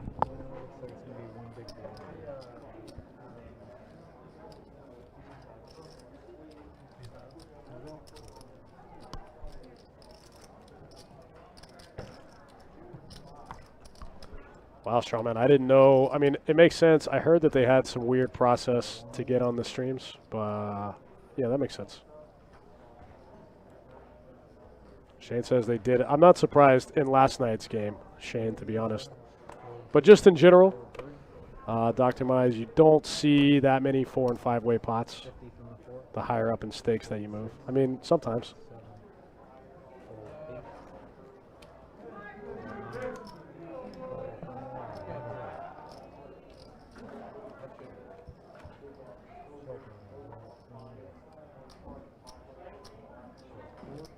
Mooch raising up the queen 6 suited.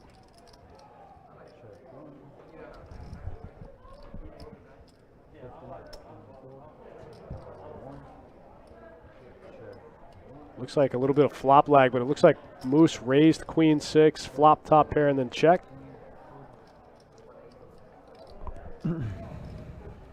Doesn't matter, still good. Gonna take down the pot.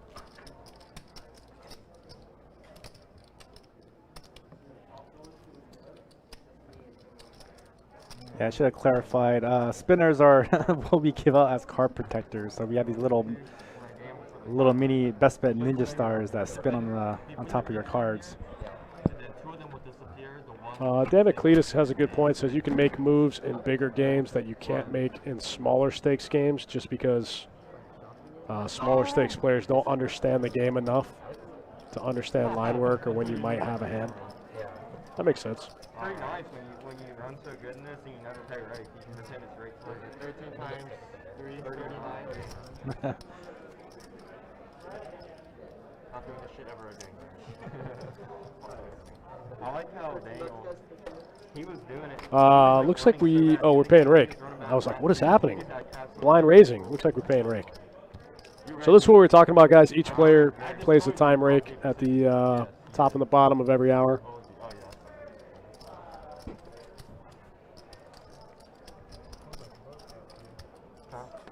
Yeah, Sunday on the 30th. Don't miss it. It's going to be a lot of fun.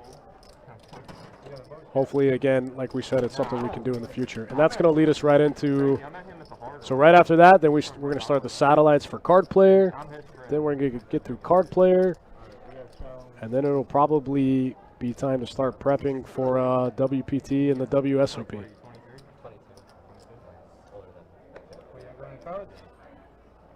I just graduated. He graduated. Dr. Mize, what's the rake on the 2-2 game? It's 5 at 40, $2 jackpot. Nick, I mean, I can try. I think Johnny and I have talked about trying to figure out a way to maybe just GoPro it and just make some content out of it. I don't think we'll live stream it, but I mean, we can't like not do it. You know what I mean? Yeah, we'll throw some video content up, maybe some pictures to see how the event went. Throw it on social media. As we get going, the more times we do it, we may be able to do more. Maybe we can get some whole card cams if Jesse lets us. But as far as right now, we'll see what kind of turnout we can get, and then maybe we'll just go from there. I'm gonna take a GoPro, tape a GoPro to my head.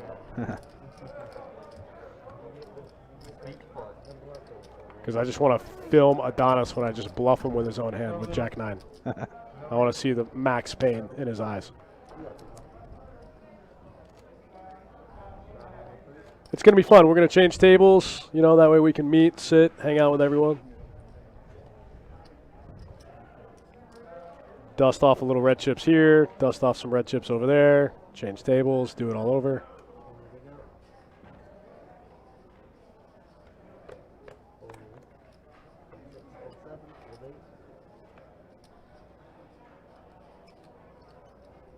That's going to be a big weekend. That Friday we have the big 10:25 game right here on the stream, and then Sunday the meetup game. Monday's Memorial Day.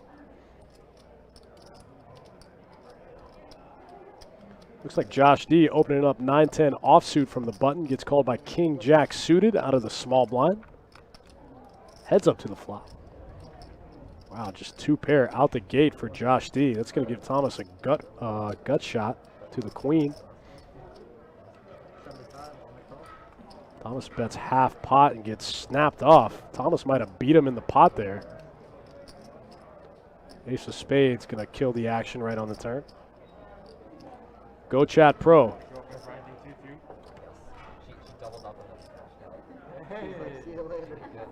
Wow, what a run out here. Josh shows 2 pair, like he flips it over like there's no way I'm good here, but actually he is. There's no way I'm good here with no straight, no spade, but 2 pair good. Kevin McCormick says that would be awesome if we recorded it and showed it as a stream. It would be. We don't have the setup at the other location to do it. The best we could do would just be record it and stream it later. Turn it into B-roll footage. Stream it later.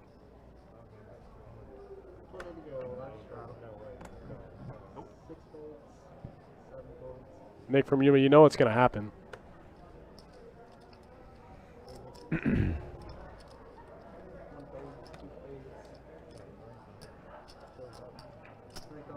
The way it's set up, though, I don't know that we're going to play at the same tables, you know? We're trying to spend more time playing with you guys instead of just... We can go to Orange Park and play against each other anytime. Mooch puts in the 3-bet here with King Jack of Hearts one time.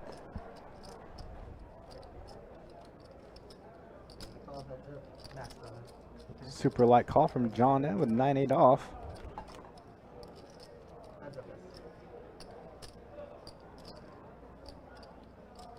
This might be the only 3-bet I've seen Mooch put in all night. He just woke up and said, oh, I'm going to 3-bet this hand. I don't necessarily like the check from Mooch. You do have the heart draw 2 overs. I want to let another bet in there. It's kind of funny when you 3-bet and then check flop. Heads up. Yeah, especially on that board. He could just rep all of the hands, you know. Is there a Camden on the list for 7 stud? Turn around right now. Does that say Camden on 7 stud?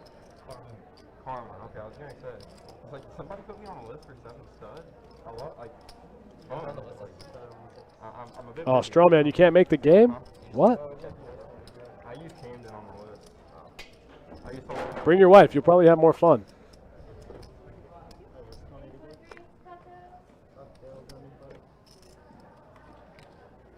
Big Rick, Big Slick Rick, hard to say. TBD.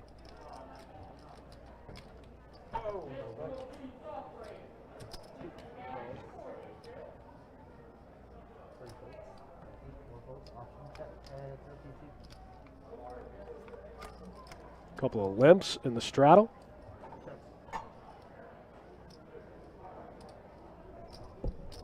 You win. Thank you. I think Raymond just bet his pair of 8s there. Pigeon snap folded. Raymond picks up a small one.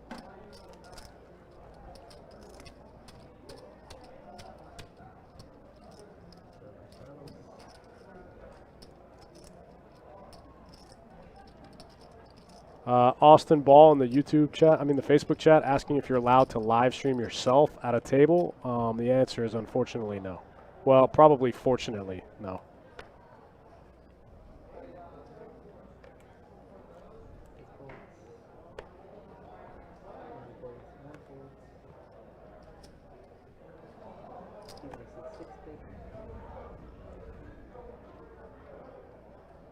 Raymond opening up the king-queen offsuit. John right behind him, 9-8 offsuit. I feel like this is like the 3rd time he's had this hand in 3 hands. Ryan's going to make the call with queen 10 suited.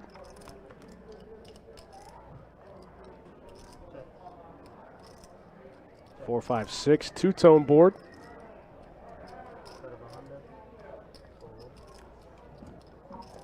John M's just going to blast it in position with the 2 overs in the gut shot. It's going to work. Easy money.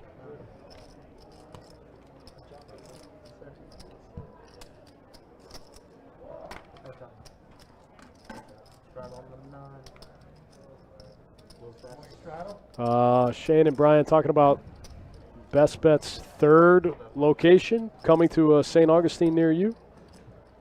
Yeah, we don't have an exact date. I know they've broken ground. I'm not sure if they've started actual construction. I don't know what the end date is looking like, but yeah, we're definitely moving towards opening a third property in St. Johns County. I actually drove past the old property on Racetrack, and they pretty much demoed the whole thing, and it's cleared. Oh, wow. Josh D picking up 2 red queens under the gun +1. Going to make it 60 to go. Look at John M putting in the 3-bet here to 150 with ace-8 offsuit in the cutoff. Josh makes the call and then snap checks before the cards are even out. I've seen John do this a couple times so far tonight, like get aggressive with hands pre-flop and then slow down massively on the flop and turn. This time it looks like he might be doing it to chop. Oh, wow. Josh paid him off for the hundo there. Thought maybe he might have been ahead of a hand like jacks, maybe tens.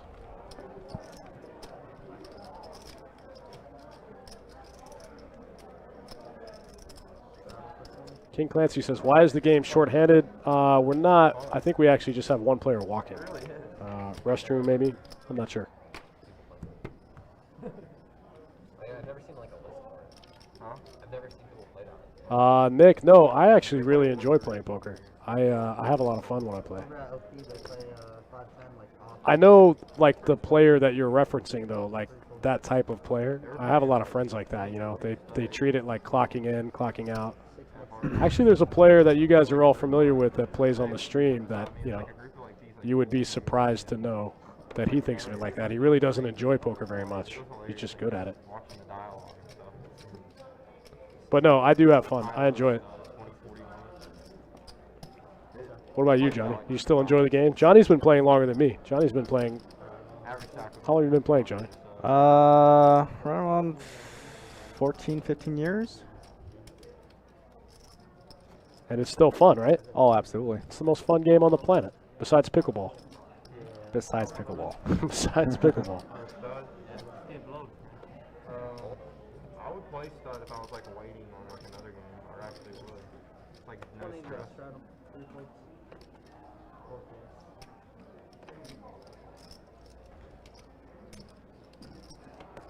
Definitely looking forward to traveling a lot more, playing in a lot more rooms. Yeah, I think that's a big part of actually enjoying, like, embracing part of it is, like, you have to like being in the environment. And so some people, like, being in casinos isn't for everyone. Being, you know, in those type of environments isn't for everyone. But Johnny and I like that kind of stuff. We like going different places. We like being in casinos. Yeah, these days I kind of treat traveling and poker in kind of a symbiotic relationship.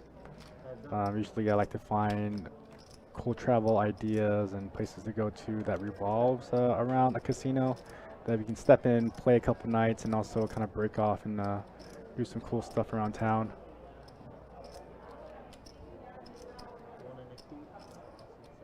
Shane, I'm not going to put his business out there. I'll tell you in private sometime.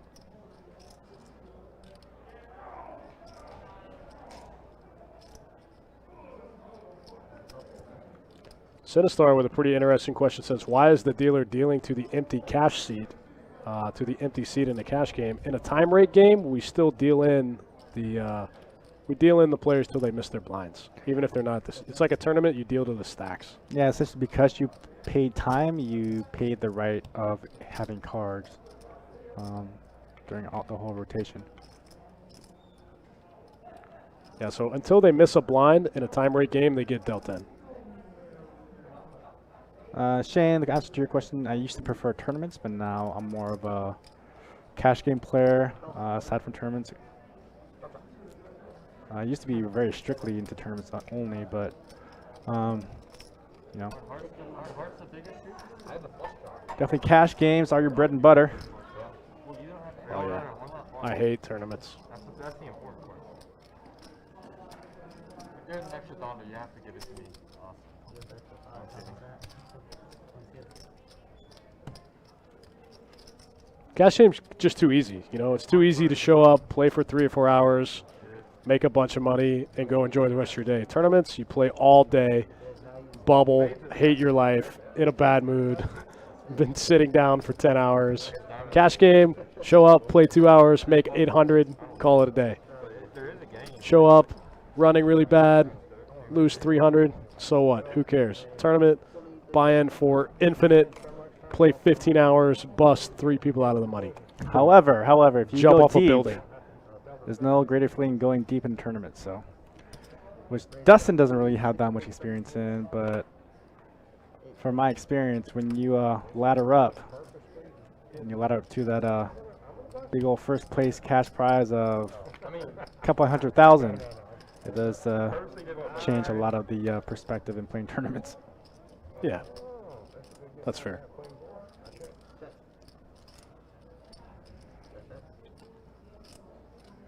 But even daily events too, it's a different dynamic rather than cash.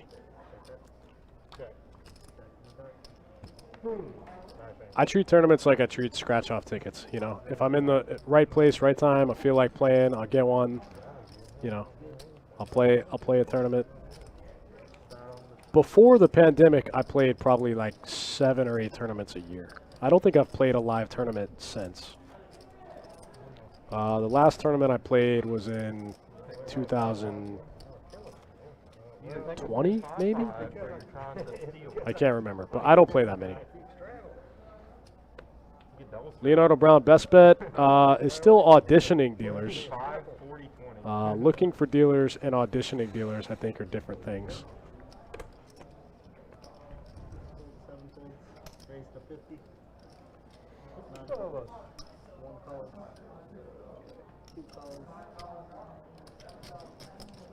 And so we just did a job fair here at Jackson Orange Park. Still looking for a lot of list attendants, chip runners, dealers who have experience.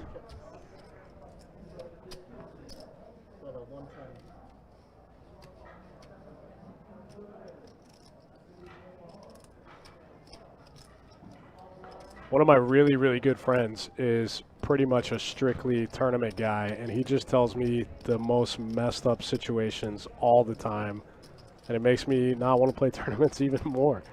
Every time I talk to him, he's like, oh, man, got it in, ace-king versus king-queen on the stone bubble, queen in the window.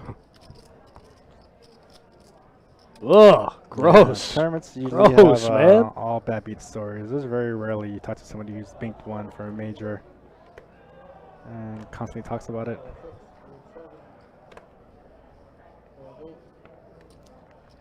You know what, Shane? We actually used to. There might be some likelihood of that coming in some of the future tours. We started doing it pretty regularly in some of our tours. Was having a heads-up event, and it was cool. It was like a triple elimination bracket system, or was it double elimination? It was either double or triple elimination bracket system, and it was really fun, actually.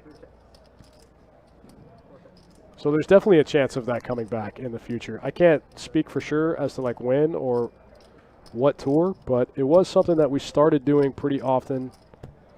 We did do one the year before COVID, so. And we did one the year before that. I think we did 2 the year think before that we'll be able to do anytime soon, only because we still are not very staffed very well to be able to hold heads-up event, only because it requires so many dealers. That's true, yeah. It does require a lot of staff to run a heads-up tournament.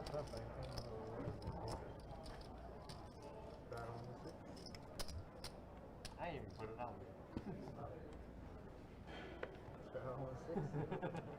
on. Cletus, reach out to her, man. Send her an email or try to go through the channels to get a hold of her.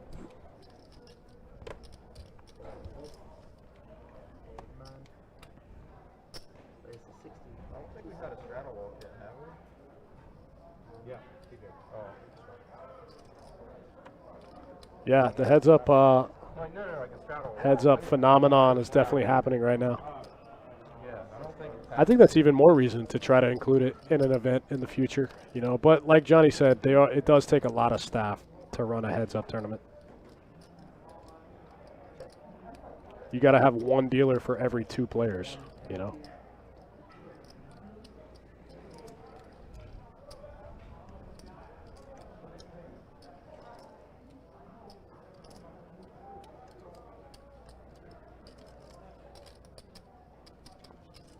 John in a little bit of a weird spot here.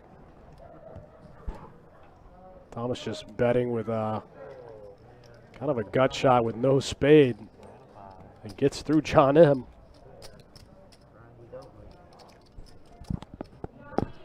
All right, let's take a quick look at the stats so far. 131 hands into this 5-10 no limit game. Pigeon up about 900. John M stuck the most. That surprises me. He won a couple of big hands. He's put himself in a couple weird spots post flop. Thomas still VPIPing the highest. Pigeon gradually increasing from 15 to 19 after 130 hands. Shane says, charge more rake? No, I don't think that's the answer.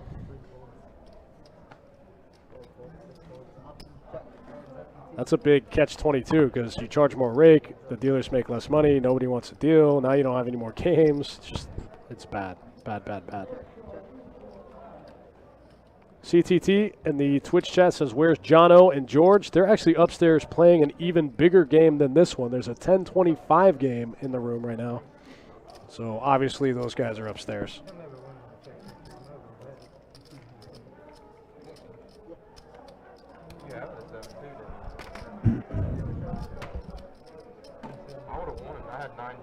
Friday nights have been insane here at Best Bet Jacksonville. If you play poker in the North Florida area and you don't play at Best Bet Jacksonville on Friday nights, you're just losing free money. There's literally 35 tables of people here trying to give away free money on a Friday night. I think you looked at his cards before you figured out. No, I'm kidding.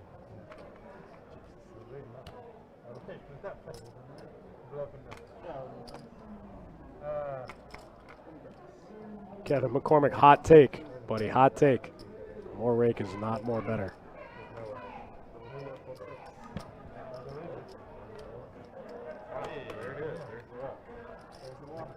One more. It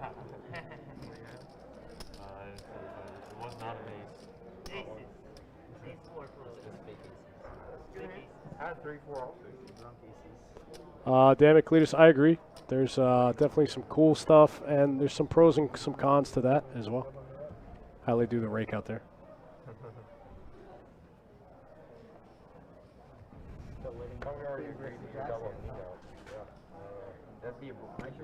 Groovy Alchemist, it's hard to say, man. It's hard to say off just a 100-hand sample that some of the players haven't even been here for the whole thing for, you know?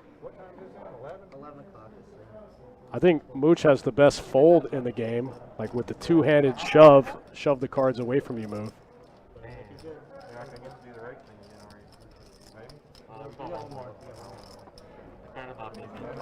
All right, looks like we're going 3 ways to the flop here. Ace, King, 8 board, not much for anyone. Jack high in the lead. Can we play off stream or is just the game going to They have to move it to a different table. There's no 5-10 game going right now, so I wouldn't be opposed to like. Dr. Mize, I agree. It's hard to draw that conclusion from a 4-hour session. You might only see some of these players play. I mean, you know, we've dealt a little over 100 hands. Some of these guys, you might only see them play maybe 10 hands, you know, the whole stream. It's hard to say. But I'd say some people that are on the interest list are in that room playing 1025, yeah. So they probably don't even know that. Oh, yeah, that's trouble. Can't get away from that one.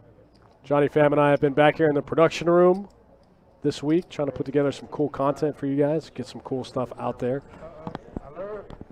Now looking forward to your hand of the weeks. We got a couple good ones from John O.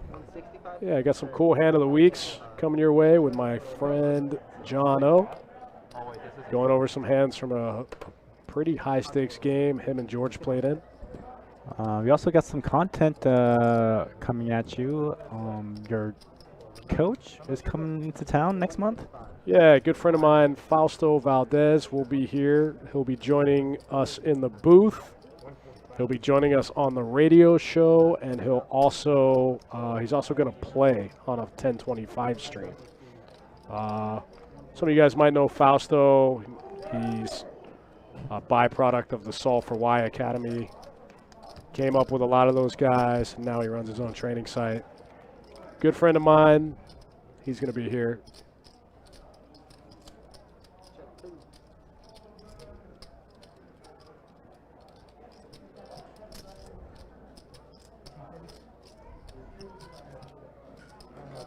Big flush draw here for John M. Raymond just got counterfeited there on the turn. Raymond looks like he was trying to call with the deuces, but he knew he might call and he could still lose. So yeah, my good friend Fausto Valdez will be in the house. He's going to be on the radio show the 23rd. Then he's going to come straight here with me from the radio station, and we're going to commentate on a live stream game. And then he's going to play or commentate a 2-5 game that Thursday. And then he's going to play in the 10-25 game on Friday. And then he might play the card player main, and so we might see him again on the card player final table. He's a crusher, so I wouldn't be surprised.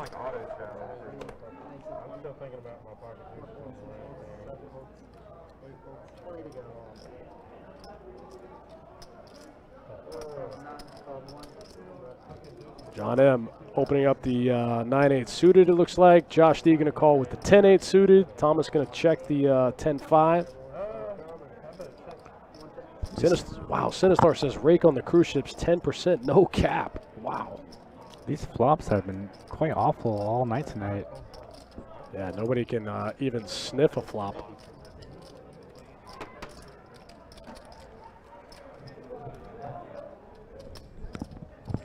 What's that?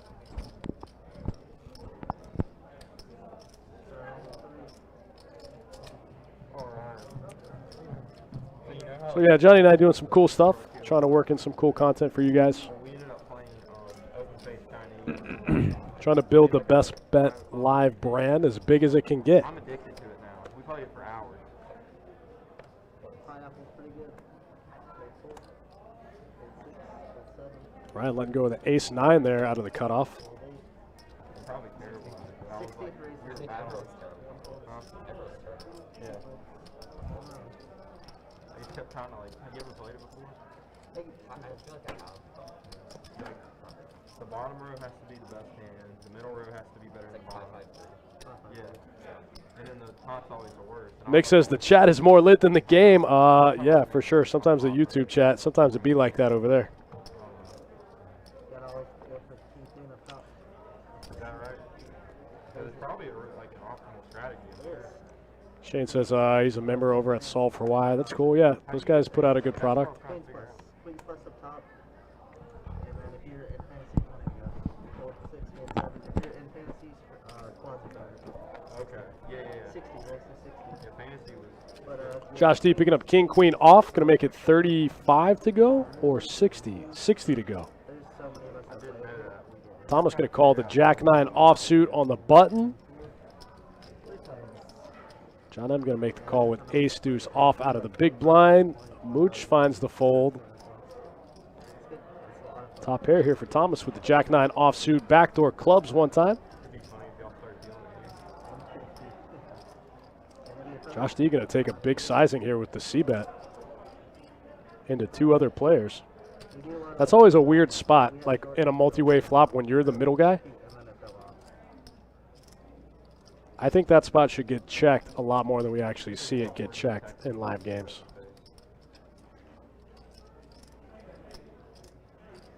It's hard to run at that because it's only 3-handed.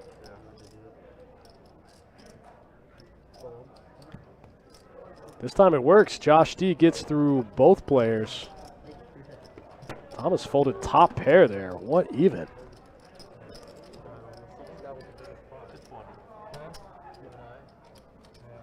You guys make sure to hit that like button If you're watching on YouTube, if you're watching on Facebook, obviously that helps the brand. That way we can afford to pay Johnny Pham to continue to work here. Otherwise, he's going to quit and go back to the 510 streets. Oh, yeah. Let's go.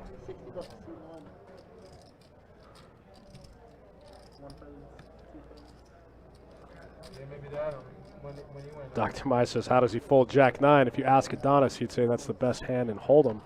That's why Adonis is going to give me all of his money next week. I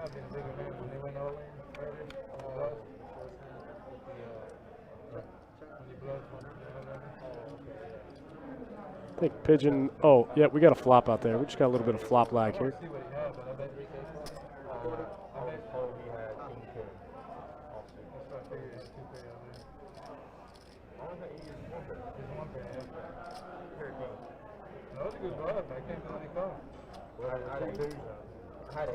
Looks like we got a bet and a call, but it looks like our action tracker might be frozen here. None of those guys that used to play the bigger game, they're probably going to pay up. Okay? Yeah. Looks like we got some money going in the pot here. Just waiting on, looks like we might have lost that hand entirely, but Pigeon's taking that one down. Going to add to his profit for the night. I think if I did that now, with my current game, I think I would get totally set for it. I guess 13 bucks, thanks, buddy. You're free now. Oh, yeah, sure. Let me just pick it up. I'm busy stacking chips. One sec, sorry. All right, on to the next hand. We got a couple more for you tonight. 5-10, no limit hold'em. Been playing with a mandatory straddle, so it's been 5-10, 20, no limit hold'em. I don't know what's happening with that phone there. That was very weird.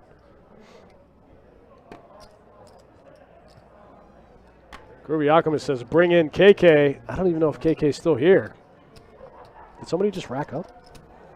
Looks like your threes is missing. John M. Looks like he racked it up. Looks like he had enough. I think he was on the bottom for the losses so far tonight. Stuck around 1,500.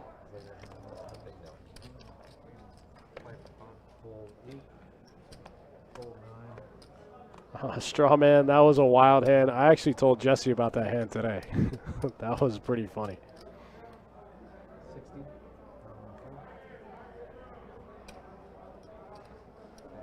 That was one of the funniest things I've seen in a while.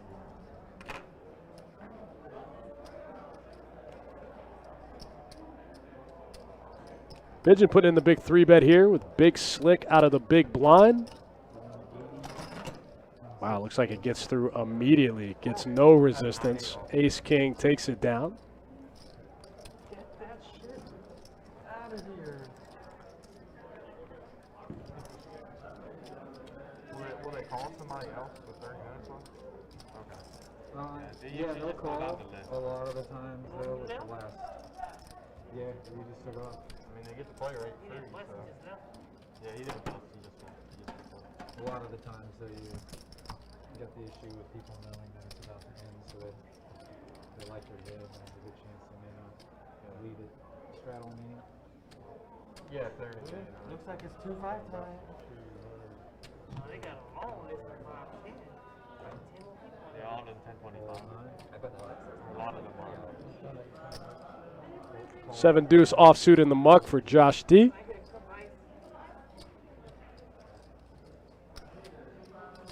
Mooch picking up ace queen offsuit, coming in for a hundo. Looks like Thomas limped the 6 deuce of spades here in late position. Mooch gonna bump it up, says let's play for 125. Pigeon putting in the huge 4-bet with red 9s. Is Mooch gonna rip it? Mooch is pretty deep here. Says he's got like 2,500 in front of him. Big Pigeon trying definitely see. This is the biggest bet that we've seen tonight. Yeah. Oh, snap folds the ace queen offsuit. Always run into it. Ace queen offsuit. 2 9s straight in the muck.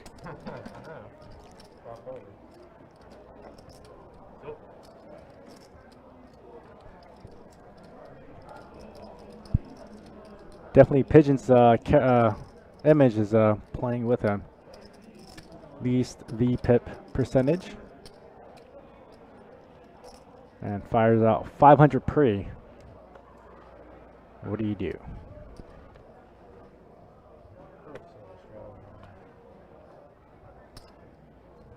Pigeon just piles it there with 2 red 9s out of the small blind. Yeah, I think part of the problem today has just been card distribution. Like, everyone has just, like, gotten junky hands. It's like we took all the face cards out of the deck. It's been really strange. Thomas picks up a flush draw here with 6-4. Yeah, we're playing the reverse short deck.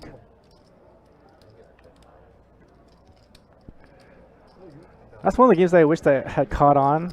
I really like short deck poker.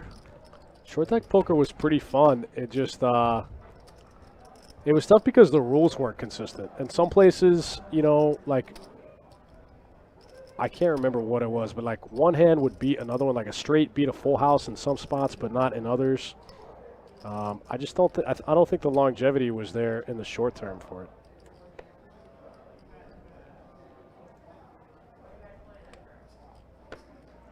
Nick from Yuma, I think I'm probably calling for ace queen offsuit on the button in that spot. 60, 27, fold 8, fold 9, call on for more. Heads up. Okay. Check. 9-1.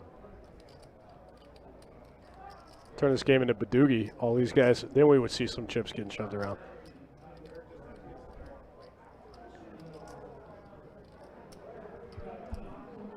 Check 1. Check 7.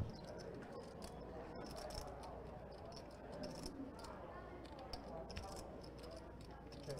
Check 1.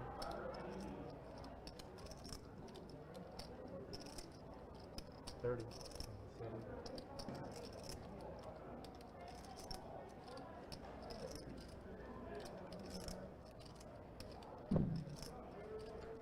Looks like aces and kings with a queen is going to be the best hand here for Ryan, but Thomas not ready to give up yet with a pair of 10s.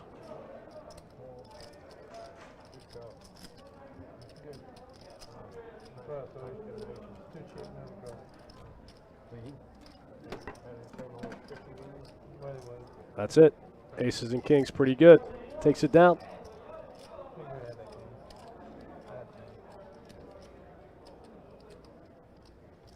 Frogman says flush beats full house in short deck. I remember that rule, but in some spots, I want to say like 3 of a kind beat a straight or something like that. There was another weird rule that wasn't consistent.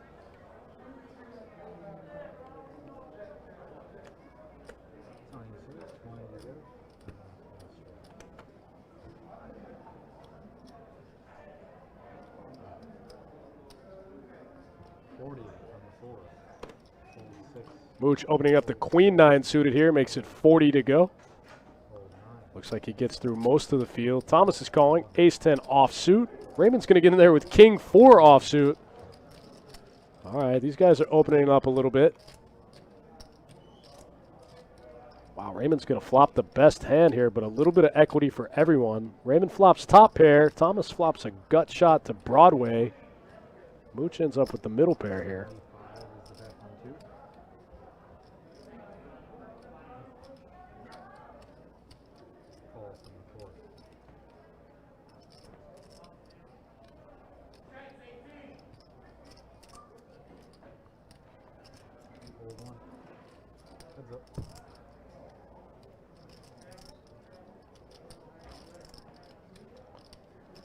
Raymond leads out on the king 8 queen board, gets called by the Mooch. Mooch not ready to fold just yet. Can't get there. Raymond's going to continue to fire here. It's like he doesn't quite know what to do when he gets called. Oh, Mooch just puts him to the test now. Throws the purple out there, and Raymond snap calls him with top pair. Raymond had to look at it for a minute to see if Mooch made a straight. Mooch, call, raise, lose. That's a tough spot.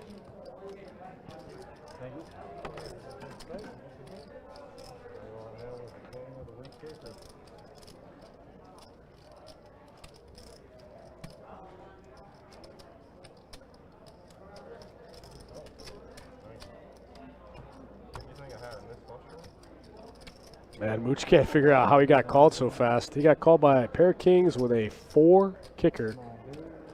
Raymond might have beat him into the pot with his chips. They went in pretty quick. Yeah, Frogman, that's that's what I'm saying about short deck. It just never quite caught on. I think there was some inconsistencies in the rules depending on where you played. Yeah, I was at a weak moment. I was like, well, fuck it, I don't 70 total. All right, pitching with a couple hooks. Raymond with queen 10 off. Mooch king 9 suited. I saw the piece of space exposed. Just letting you know. That's usually the real key card. I'm at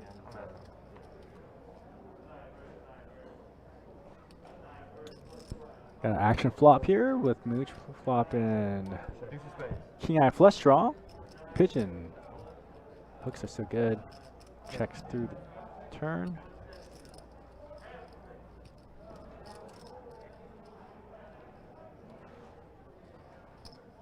Pigeon in pretty good shape here with 2 jacks against Mooch.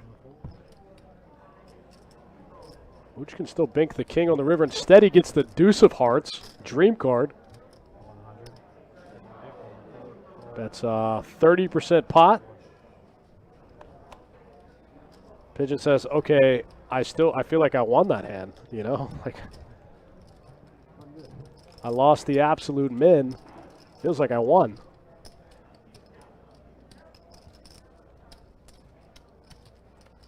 Snickle Fritz in the chat. ATL on the house. What's up, man? Thanks for tuning in. Thanks for watching. 5, 10, 20, no limit hold'em.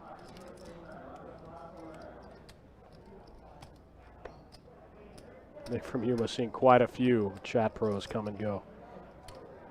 Dale Grisham in the Facebook chat says short deck is only good at the highest stakes. Well, I think part of the reason for that was I think some of those guys were just looking for a new game that they could basically create to give themselves a bigger edge. Like, the edges have gotten so small in hold'em at the higher stakes that even the bad players are good to an extent. So they just kind of wanted to, I think that's kind of how the game was born. People wanted to create a game where they had a higher edge. I think that's how we ended up with short deck.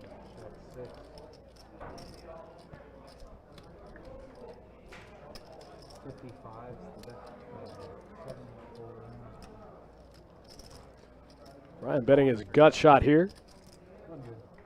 He gets one through, takes it down. Thank you. Appreciate it. I didn't know what to do. I've never played 3 blind games before. So,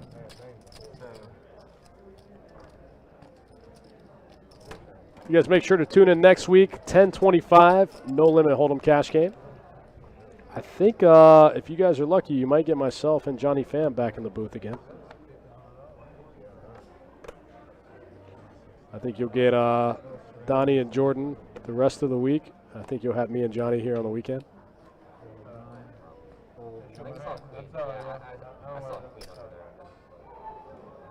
Can't go digging, so Yeah. queen of something. What was it? I saw like a black queen, black face card maybe. Two, I thought it was the Jack of Spades. Jack of spades. Yeah. You know, Jackie. I like That's just great. That just totally killed my hand. Thanks a lot, buddy. Looks like we have a raise. Oh, a couple calls. We're playing for 5, 10, 20. I see what happened. All right, I get it. Big open entered here for Pigeon. 7, 8, 9. 7, 6, 8, 9. 50, 2. All right, with pocket sevens and Raymond flopping top pair with a spade draw. This hand could get pretty interesting. 6 of clubs on the turn. 80,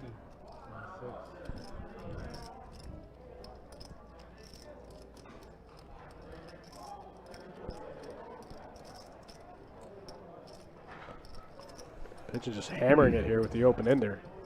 Gets rid of Ryan with the 2 sevens. Raymond's going to make the call with a pair and a flush draw. Call from the two heads up. Oh, wow, just makes the flush right on the river. Kind of a bad card for Pigeon. Can't beat much anymore.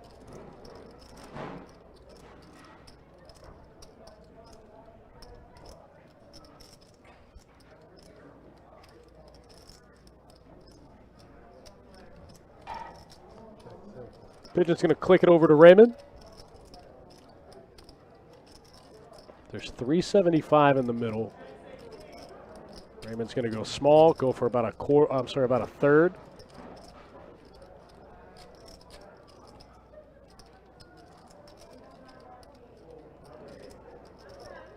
Pigeon trying to figure out if he can turn his hand into a bluff here or if he just needs to take it at face value. Check fold. That's it. Nice hand, Raymond takes one down, flops top pair with a flush draw and only improves. It's okay to win. These guys are saying they might want to go out and play 5-10 in the rest of the room somewhere else for the night. That's a cool thing about the stream games. If you ever play on the live stream table and you want to keep the game going, you know, we're always accommodating. We let them move out into the rest of the room, play as long as they want. Definitely a lot of action still tonight. So beyond this 5-10 game, 10 1/4 still going up top. This game will most likely continue on in the rest of the room. And again, 5-10 is still holding strong with 3 tables at Orange Park. 5-10, 3 tables at Orange Park, 1 in Jacksonville, plus a 1025. It's almost like people just saved all of their money all the way through COVID. And they just couldn't wait to come get in the 5-10 game. I can't believe this 5-10 in Orange Park goes every day. That's incredible.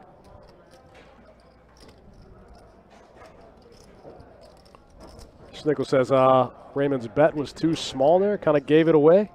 Sure. I could see that.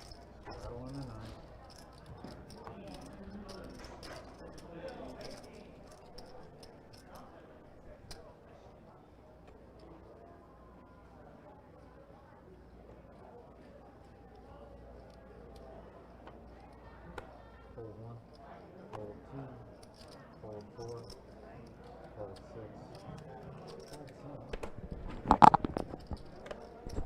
Looks like Josh D looks like going to get a walk here in the straddle. No, I'll keep playing. Yeah, I'll keep playing. Yeah, it looks like these guys are talking about playing, moving out to the rest of the room in a little bit, maybe. The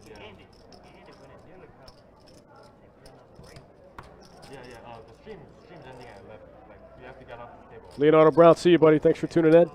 Thanks for swinging by the chat.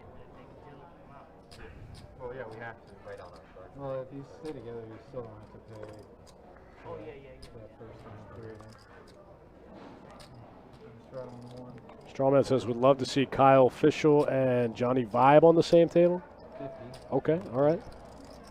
Strawman Kyle is going to be playing next week on a 10 1/4 game. Yep, Kyle Fischel will be here. Looking at the list now, looks like pretty good list going on so far. We got Mark Zulo in here as well. Ryan Jeffrey Trudeau. Ryan put in the 3-bet here with King Queen suited over Mooch's raise with pocket 8s. Bottom. Yeah, I think I might be able to call. Huh? Mooch gets out of the way, folds the pocket 8s. Nice move by Ryan, putting the pressure on the little bit of the short stack. Pocket 8. That's like a borderline, like, huh? Snap fold. It's like overhead. It makes sense. Straddle. Hey, JC, man, thanks for tuning in. Thanks for watching.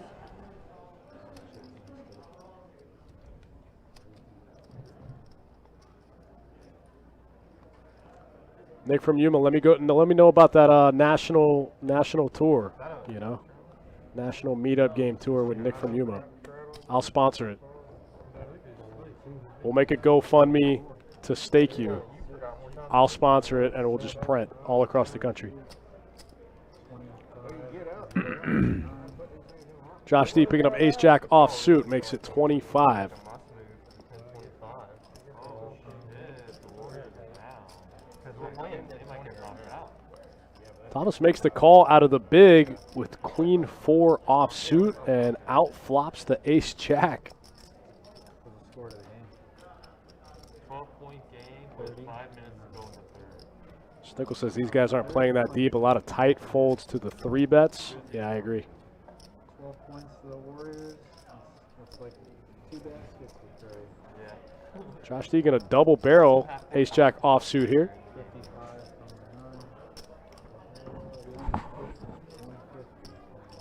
Kind of put Thomas in a rough spot here with his queen. You can see Thomas almost looks like a little visually uncomfortable.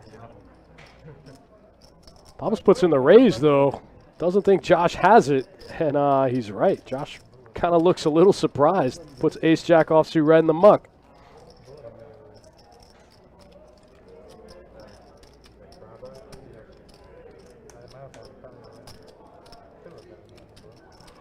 Thanks for tuning in, guys. Thanks for hanging out with us. We got a couple more hands with you guys. It's always a pleasure to hang out with you. Me, Johnny Pham, all the chat regs. If you can make it, come to the game. We'll be giving away red chips. Right, Johnny? Oh, yeah. I'm glad I have piles and piles of chips in front of me up for sale. I've seen the way you play small stakes games. They won't be there long. Also true. But you can count on me to top off every time. Johnny will either have all the chips or all the reloads. I'm the same way. Kings and sevens for the mooch. Gets the check mark. Josh D can't win the hand. Ship that 135 over to mooch one time. Bet 75. Doesn't even have to. Could have checked it. Still won.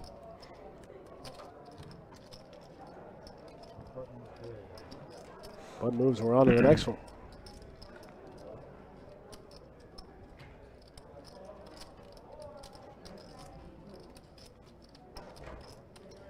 It's going to be weird to see people's faces again once the masks are gone. There's employees that have worked here for over a year that I have no idea what their face looks like. And to be honest, I haven't been here. Well, I just rejoined the team a few months ago, so I haven't been here. I don't know any of the new employees that have gotten employed. So for about a year and a half, I don't think I've seen anybody's face. It's going to be weird. And I think maybe a good 60% of our staff is brand new. Yeah, it's going to be very strange when people. It's going to take about a month of getting used to, I think. There's going to be a lot of, oh, sorry, I didn't recognize you without your mask on.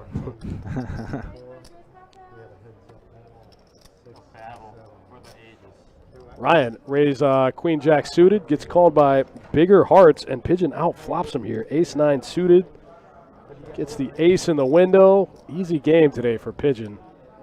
Got put in one tough spot by Josh D earlier when Josh D made the nut flush with king queen. Oh, wow. Pigeon picks up an open ender to go with his top pair. Ryan's going to snap that thing right in the muck. Guys, a couple details for our Card Player Poker Tour. Again, our opening event is a $560 buy-in. Multi-day event starts from Thursday to Saturday. Buy-ins are going to range between $260 all the way up to our main event, which is a $2,500 main event.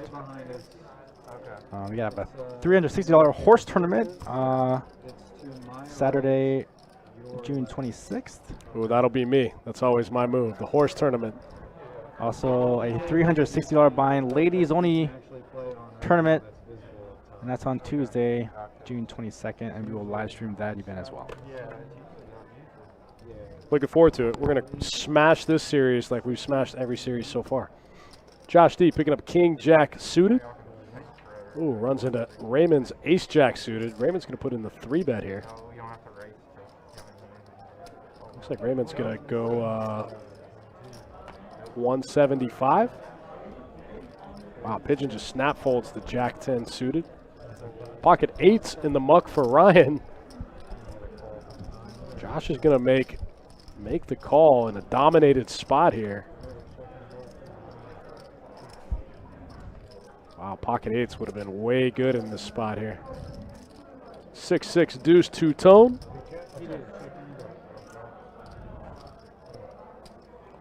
I think this one's going to work 100% of the time. Josh is just going to have to snap fold King Jack suited. Oh my goodness, what did you have? Overpair? Oh no. I stack right.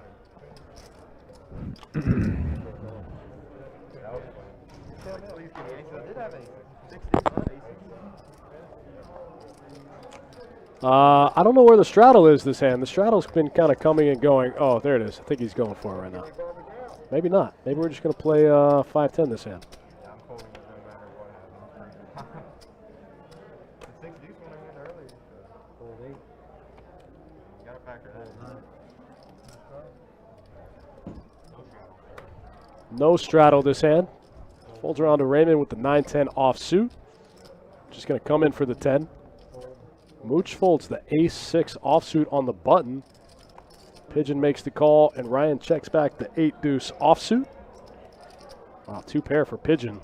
All diamond board, not a diamond in the field. How does that even happen?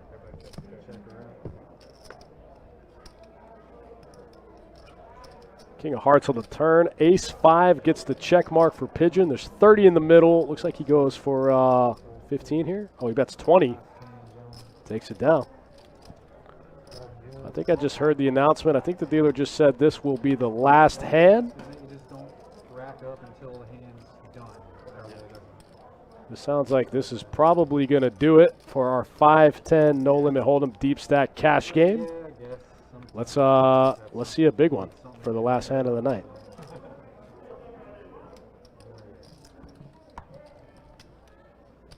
Matty J, that's a pretty great story. These guys are going to head upstairs, keep playing 5-10. If you got the gambles, you want to come get in the game, we got plenty of seats for everyone.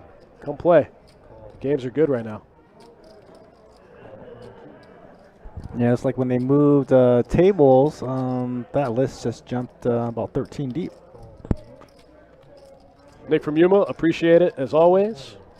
Snickle Fritz, thanks for hanging out. All the chat regs in the YouTube chat, thank you guys. Last hand of the night, King 3 in the lead. Looks like Jack 9 in a strong second place with 16% equity, going to make the call. These guys have been heads up at it all night. Oh, wow. Raymond turns 3 of a kind. Gosh, dude, with the snap check. That's 150 into 185. Josh D gives it up, and that's going to do it for us. Best Bet Live 5-10 No Limit Hold'em Friday night action. Myself, Dustin Shacklock. My main man, Johnny Pham. We appreciate you guys tuning in. Thank you so much. We'll see you guys next Wednesday for 2-2 No Limit Hold'em. That's going to do it. All right, see you, boys. See you guys next time. Thanks for hanging out.